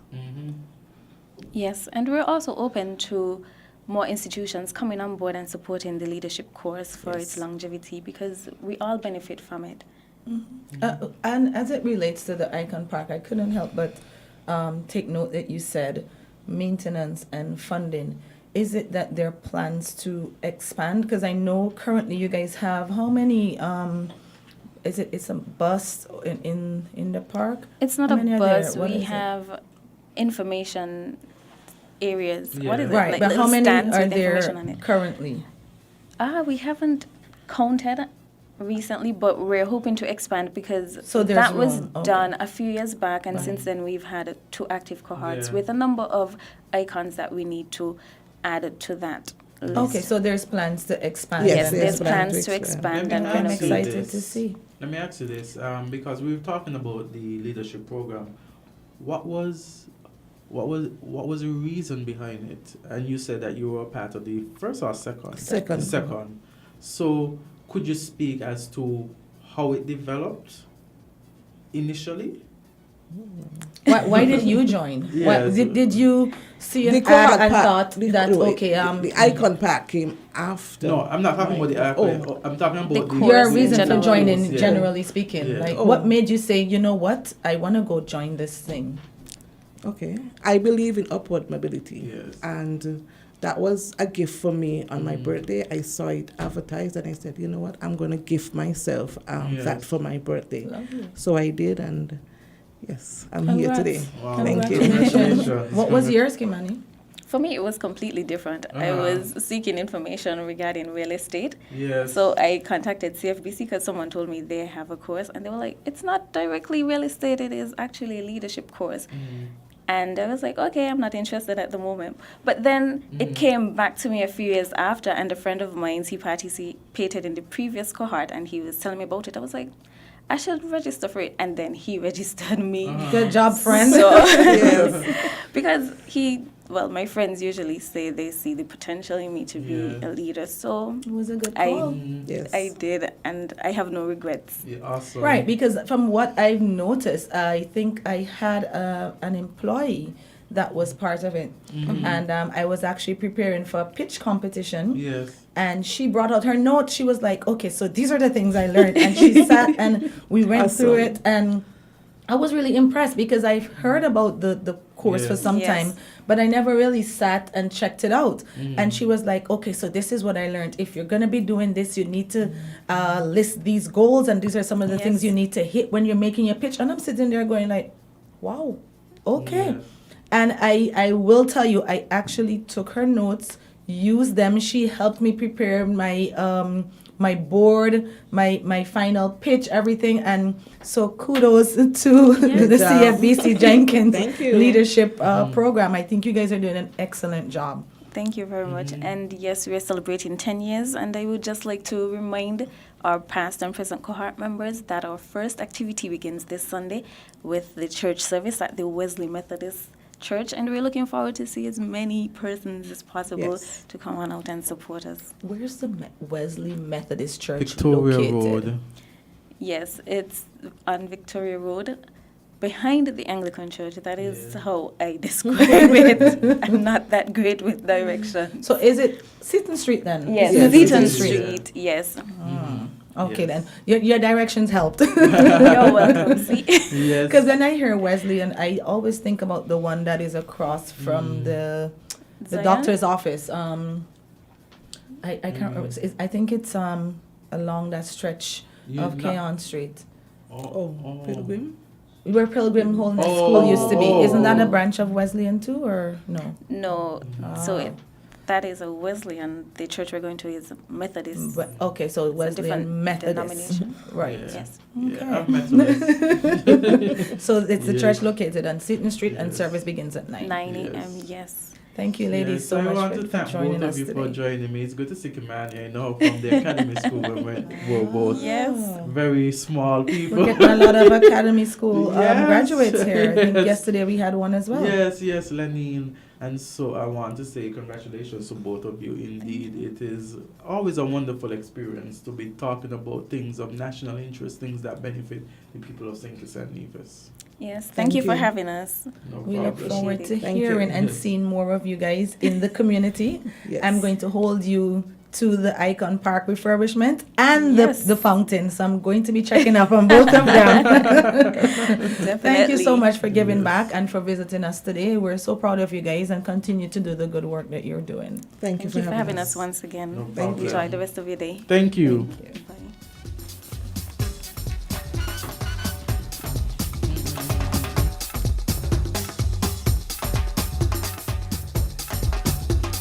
It's on 9:23, and we say thank you to the CFBC Jenkins Scholarship folks.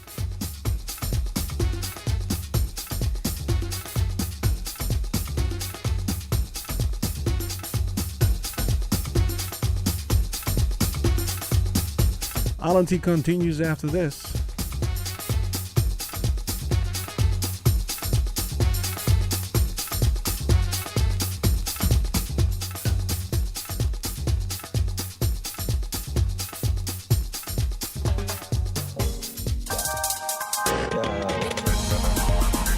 We're different. We're 98.9. 98.9. Win FM. Friends is for you and me. Giving back to community.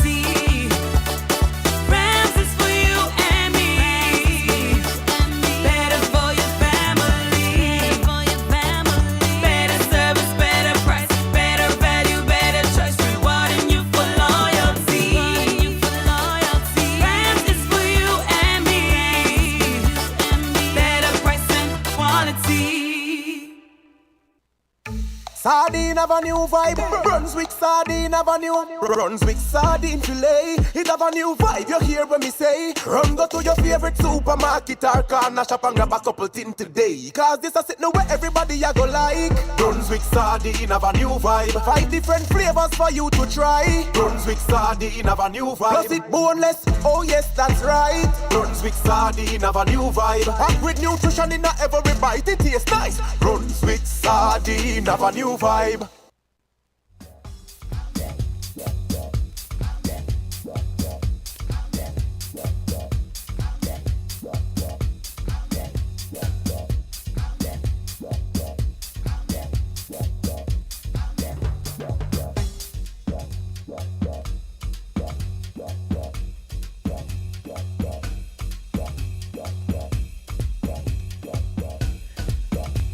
It's 9:26, and as promised, we've got Troy Flanders. He's a farmer, and of course, we're going to be taking your calls as well, because I imagine the listeners will have lots of things to say about agriculture and so on. Morning. Good and morning. Welcome, Troy. Introduce yourself for our listeners. Yes. Good morning to all out there in Radio Land. I'm Troy Flanders. This morning I'm here to represent a group of farmers, the St. Kitts Nevis Consortium of Farmers.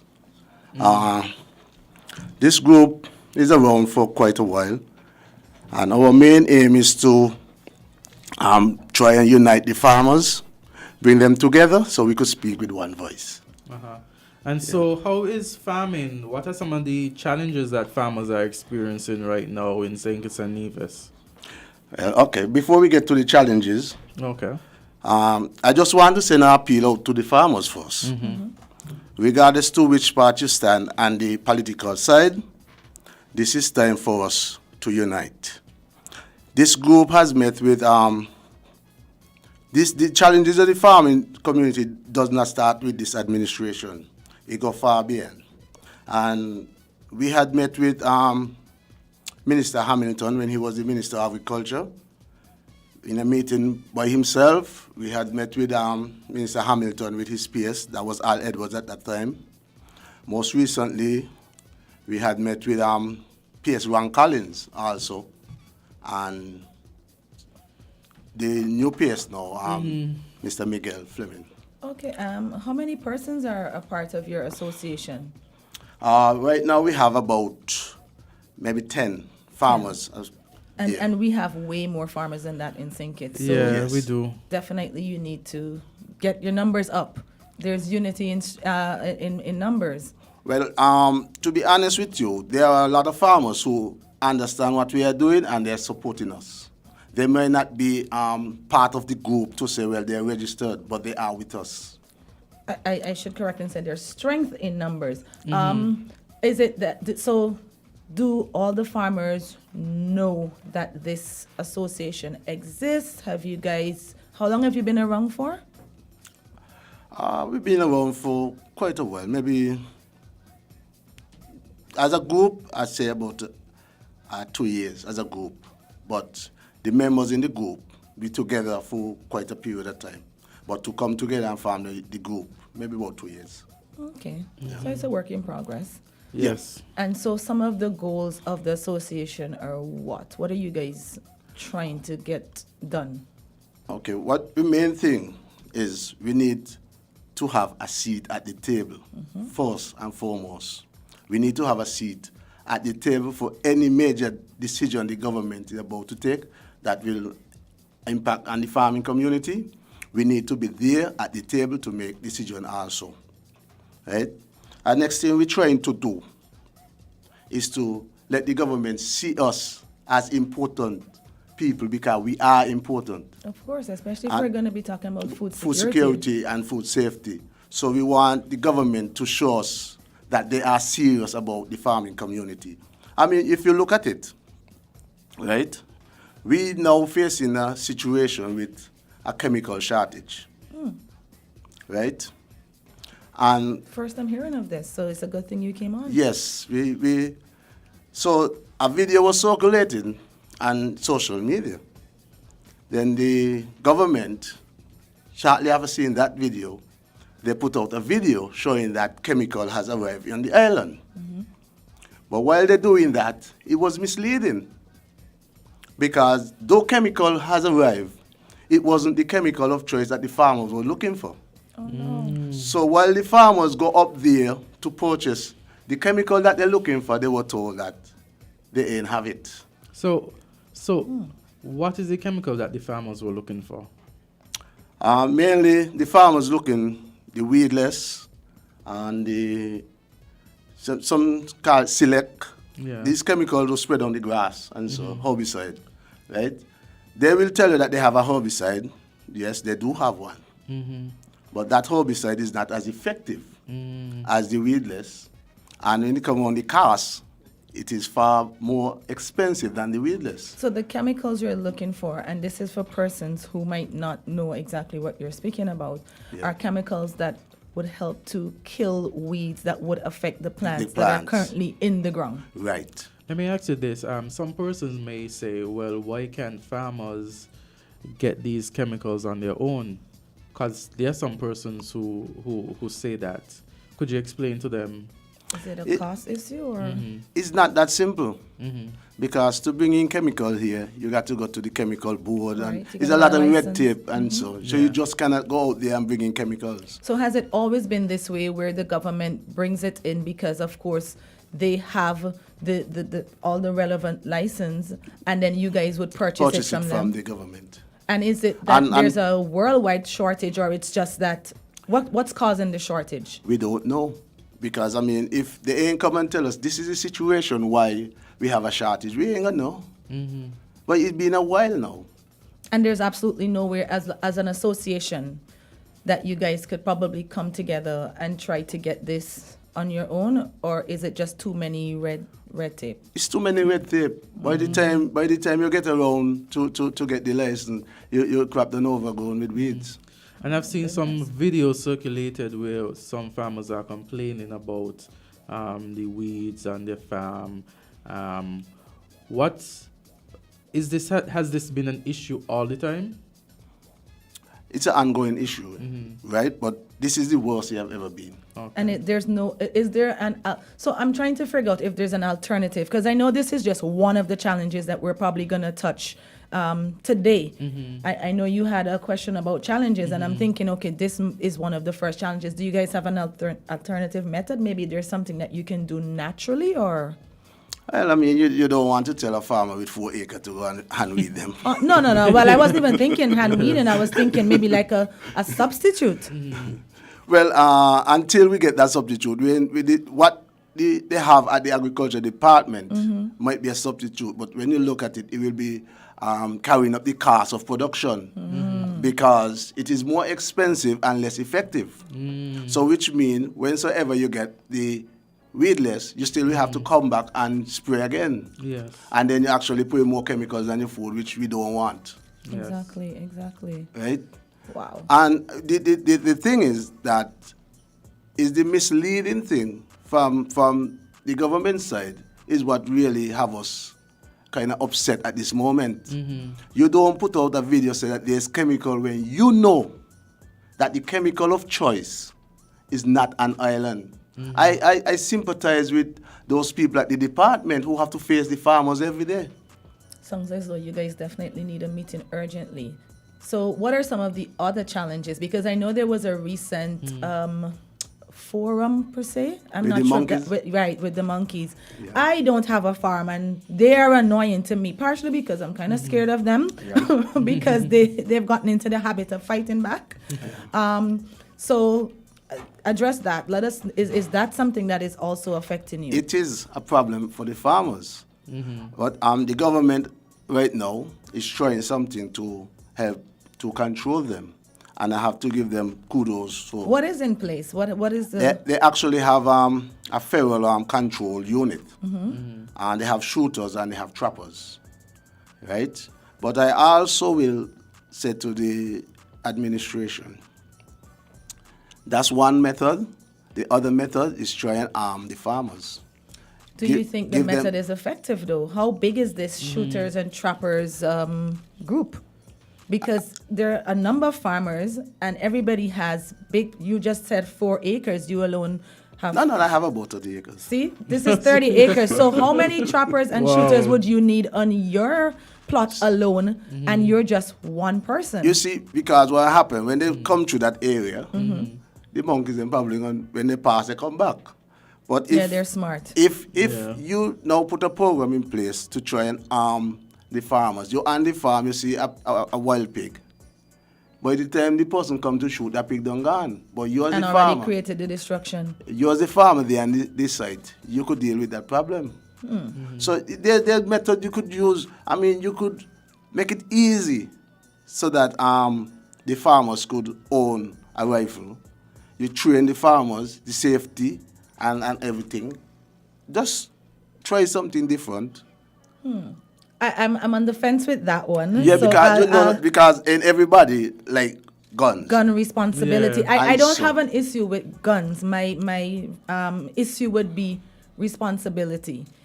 How can we guarantee that you guys are just going to use it for the monkeys? For the monkeys. Right? So that is my issue. So I'm on the fence with that. That's what you call you talk about training. Right. Training doesn't mean that you're still going to go according to the rules. Therefore, you ain't gonna just give somebody with a criminal record a rifle. You must know background check and everything. You do the necessary things. Good response. So, tell me something. Where is your farm located? Because I'm trying to figure out if these monkeys are just in a certain area or if we're just being overrun by them. Because I know St. Martin is also experiencing issues with the same type, the green vervet monkey. So I'm really trying to get to the root of the problem. Is it where you're located or is it just island-wide? It's island-wide. It's island-wide. Where are you located? I'm located in the Parsons area. That's in Parsons. Okay. Saddlers, between Parsons Saddlers. And what's your specialty? What crop do you? I grow mainly sweet potatoes, pumpkins, different. I've heard that they're obsessed with sweet potatoes. So. I believe in monkey eat everything. Any and everything, right? Yeah. But this program is not about triflans, okay?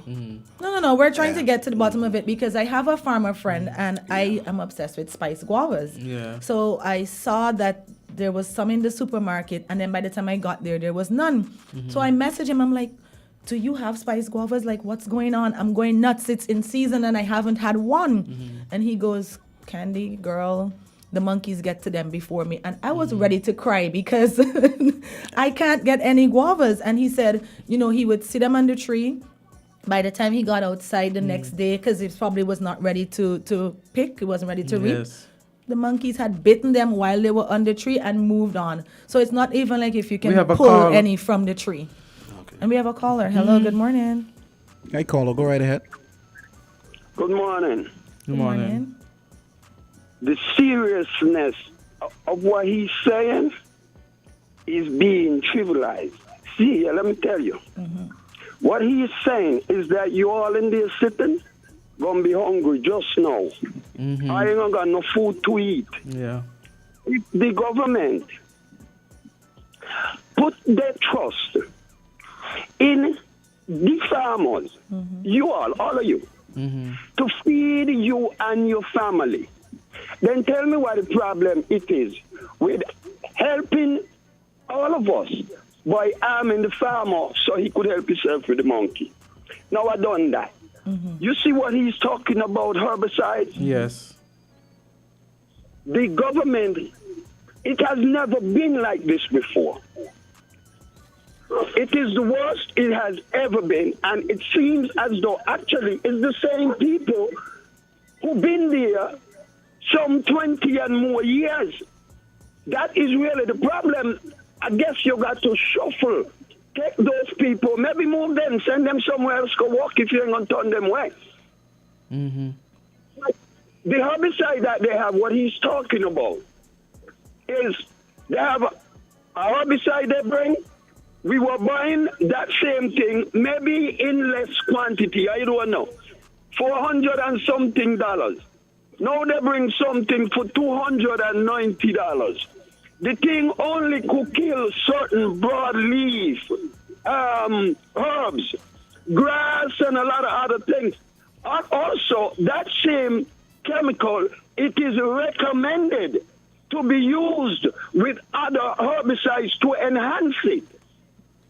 So it's 290 It is- plus because you got to The get whole other thing is herbicides. game. Either they don't know they do not know what they're doing. It needs a shuffling. If you ask me, I'm going to tell you no. The ministry need to be dissolved, maybe taken out of the hands of politicians. Either your permanent secretary or your director right now to make a difference or any impact in agriculture is advertise the position, one of those, to a CARICOM national. Give somebody a 2-year contract to come in, do their work without friendly or favorship, and then we can get something started. What we have now is not going anywhere. The whole world is closing down. If Ukraine and Russia producing the most wheat, then what is that telling us is going to happen to us?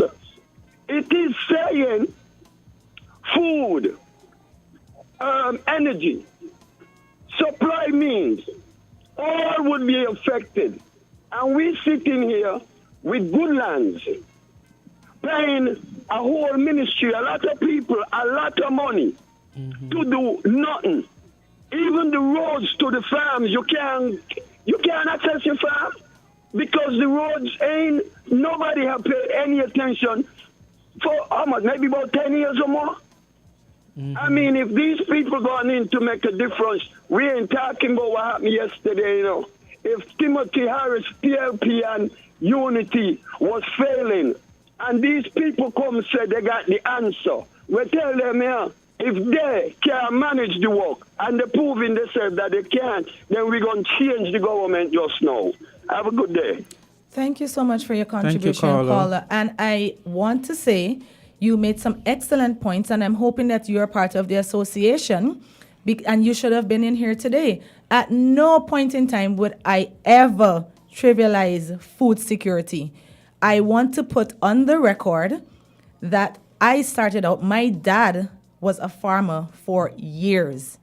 I absolutely understand the importance of food security. As a matter of fact, it was highlighted very much during COVID. And so I am 100% in support of our farmers. We have another call. Caller, go right ahead. Hey, good morning, folks. Good morning, Good Johnston morning. team. Good morning. I keep wondering, you know, Johnston, you drive across Kim Collin Road. There's a small farm there, and that came here many years ago. And I think that the idea of bringing that farm here from I think it's the Taiwanese, Yes. was Taiwanese, to yes. spread that type of farming right around the island. And it appears to me like the only place that farming have reached is right there where it is. And then I understand that they have received some land and they moved to the Eco Park. But for some reason or another, I'm not sure what is really going on with that farming.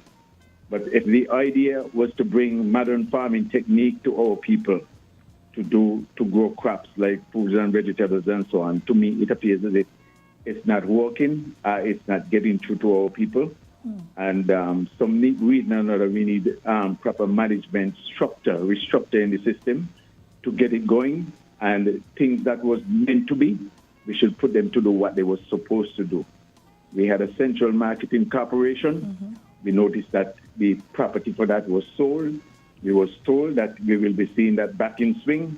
And we used to sell fruits and vegetables to Tatola, Antigua, Barbuda, surrounding this island.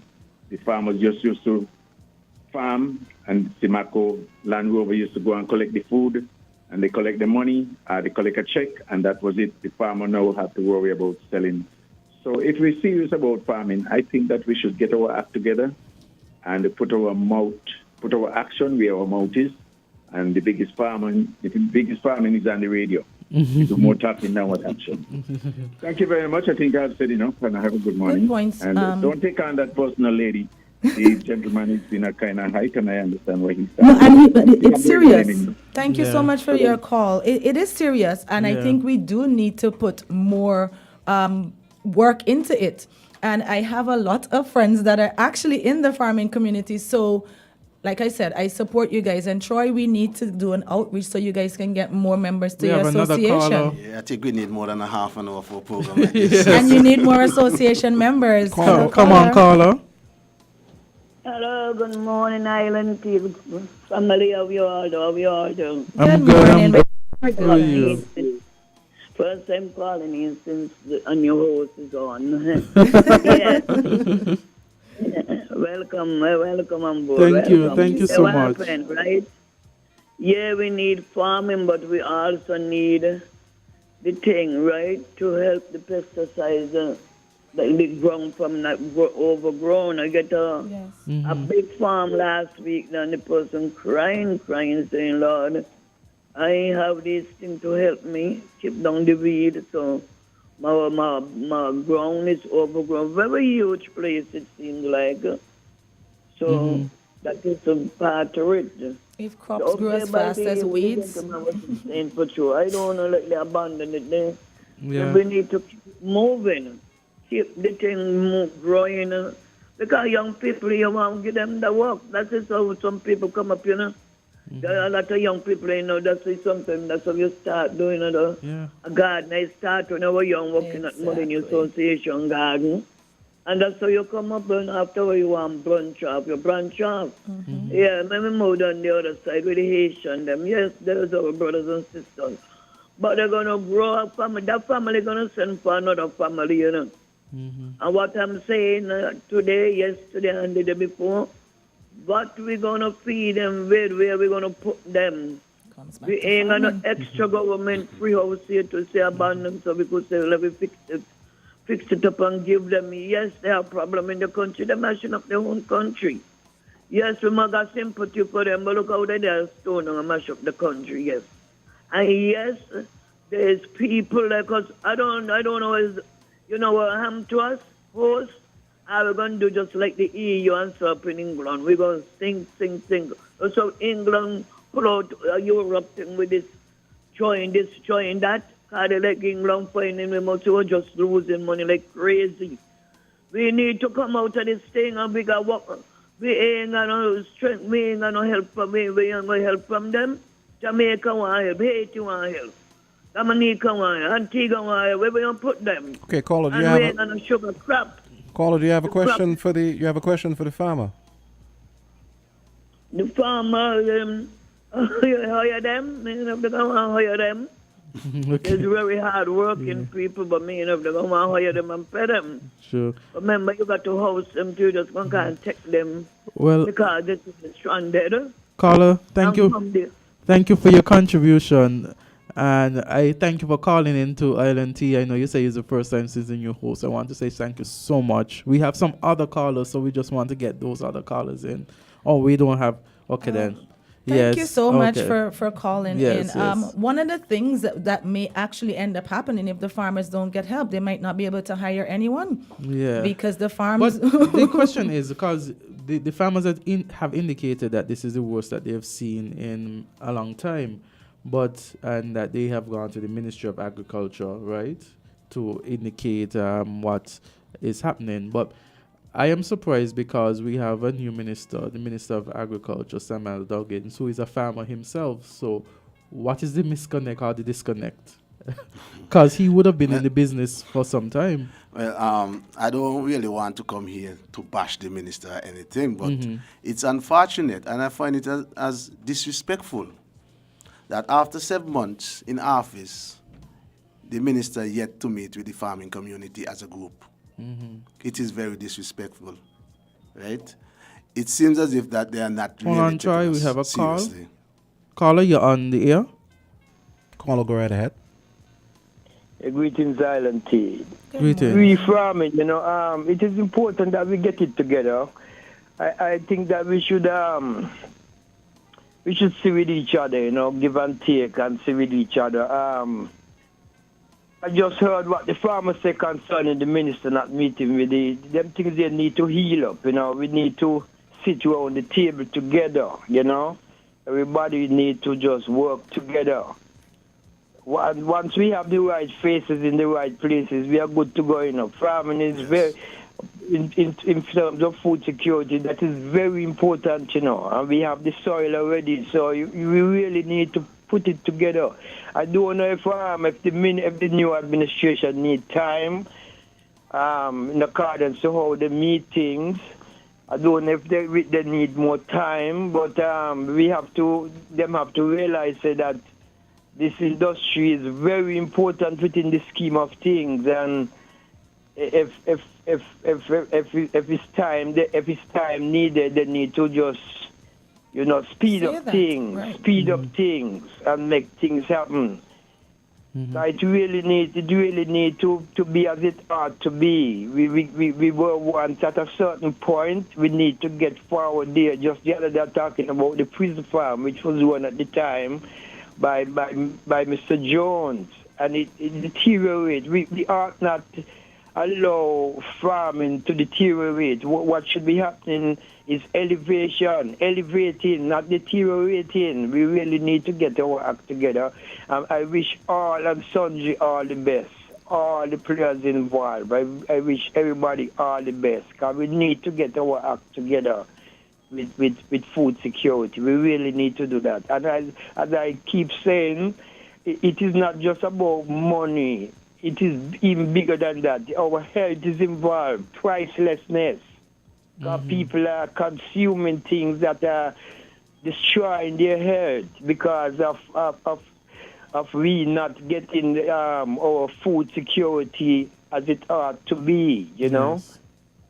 Best wishes to all again, Thank you. Thank you so much. And thanks for having this reasoning. No problem. Have a good one today. Thank you so much. On the poor, we have to, One of the things I wanted to go back to was something that a caller pointed out about the demise of Simaco, because I remember Simaco was the go-to place if you wanted fruits and vegetables, especially those that were locally grown. And I can't tell what actually happened, but I know at one point when you went in there, it was practically empty. Yeah. And then eventually, of course, it shut down. Yeah. And then one of the other things that stood out to me, and I think we were all living in a dream until COVID, when you couldn't get stuff from Dominica, from the boat. Then we realized how badly off we were in that we had all of this fertile land. We had X amount of farmers, but we were still suffering a food shortage.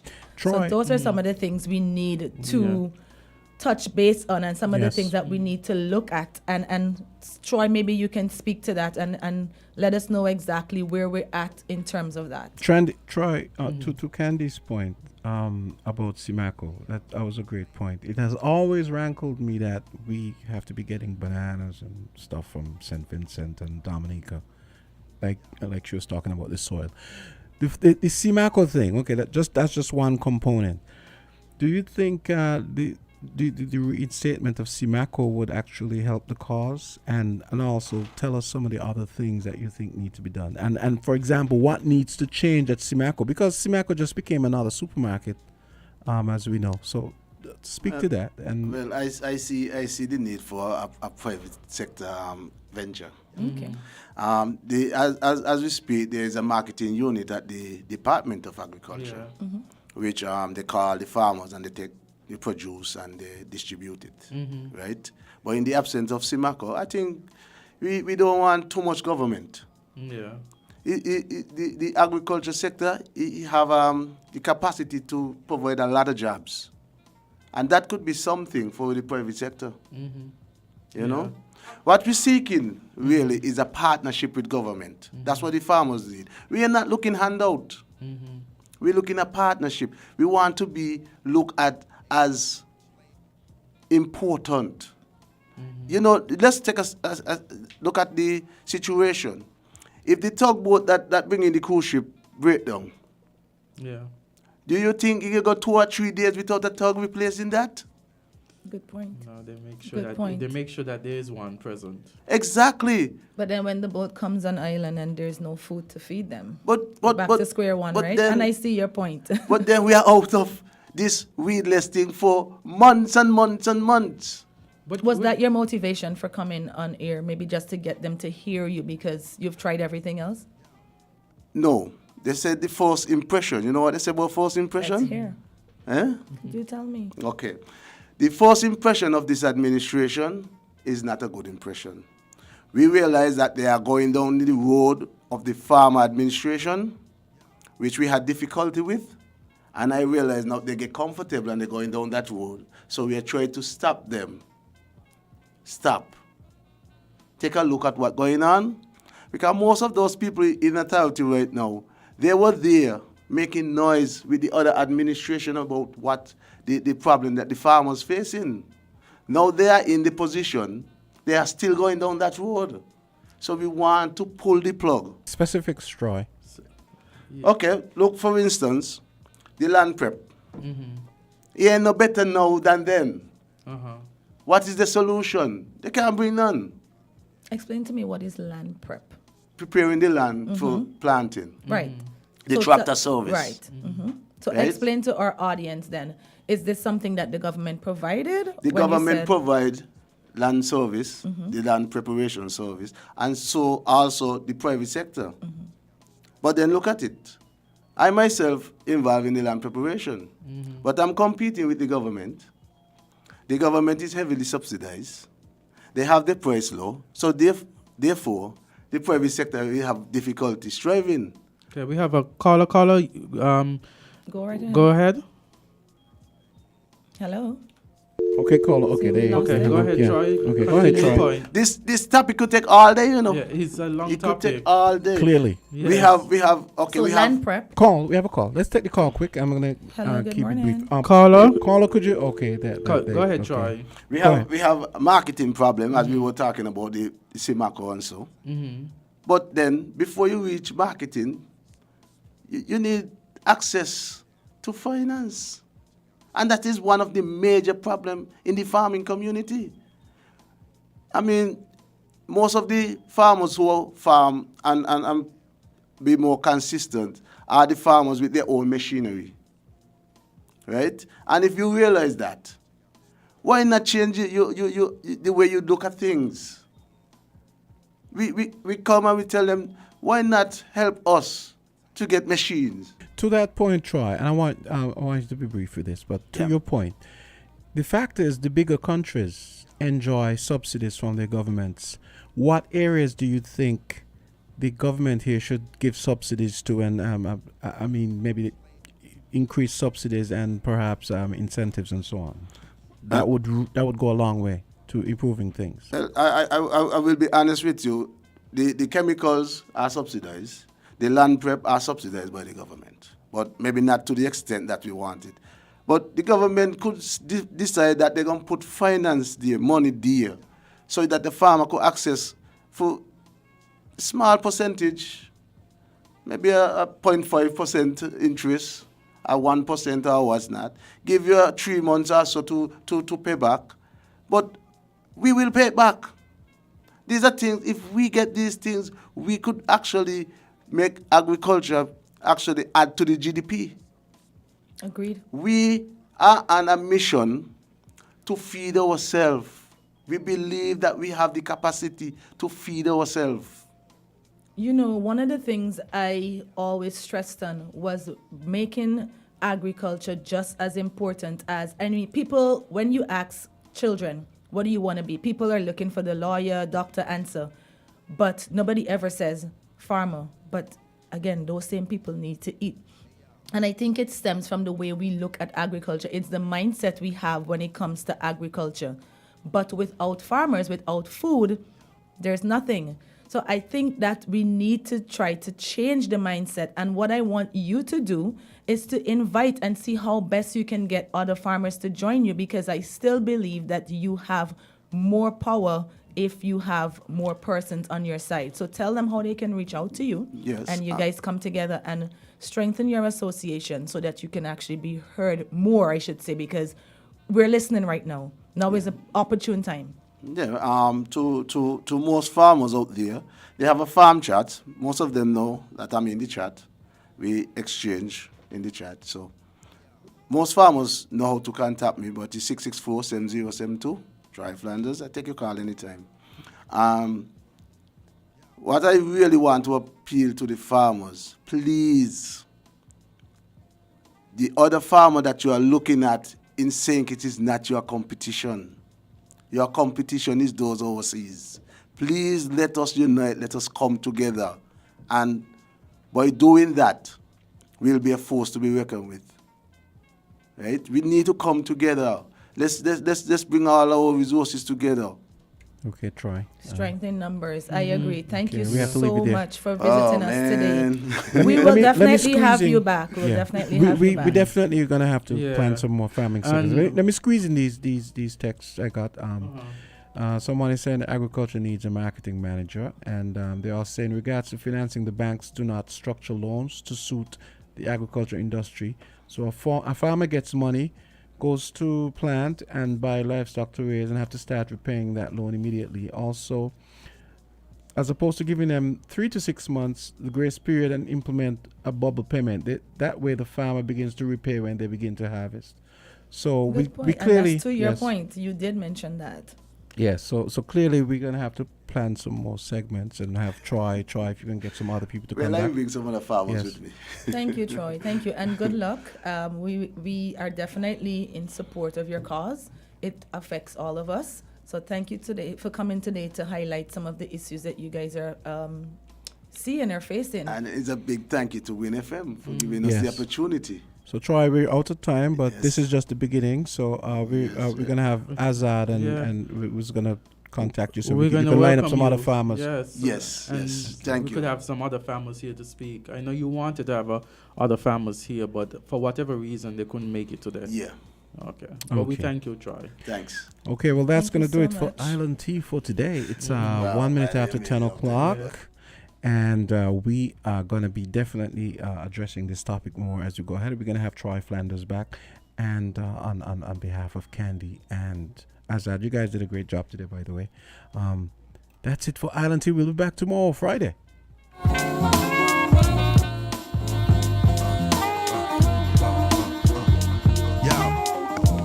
We're different. We're 98.9. 98.9. Win FM.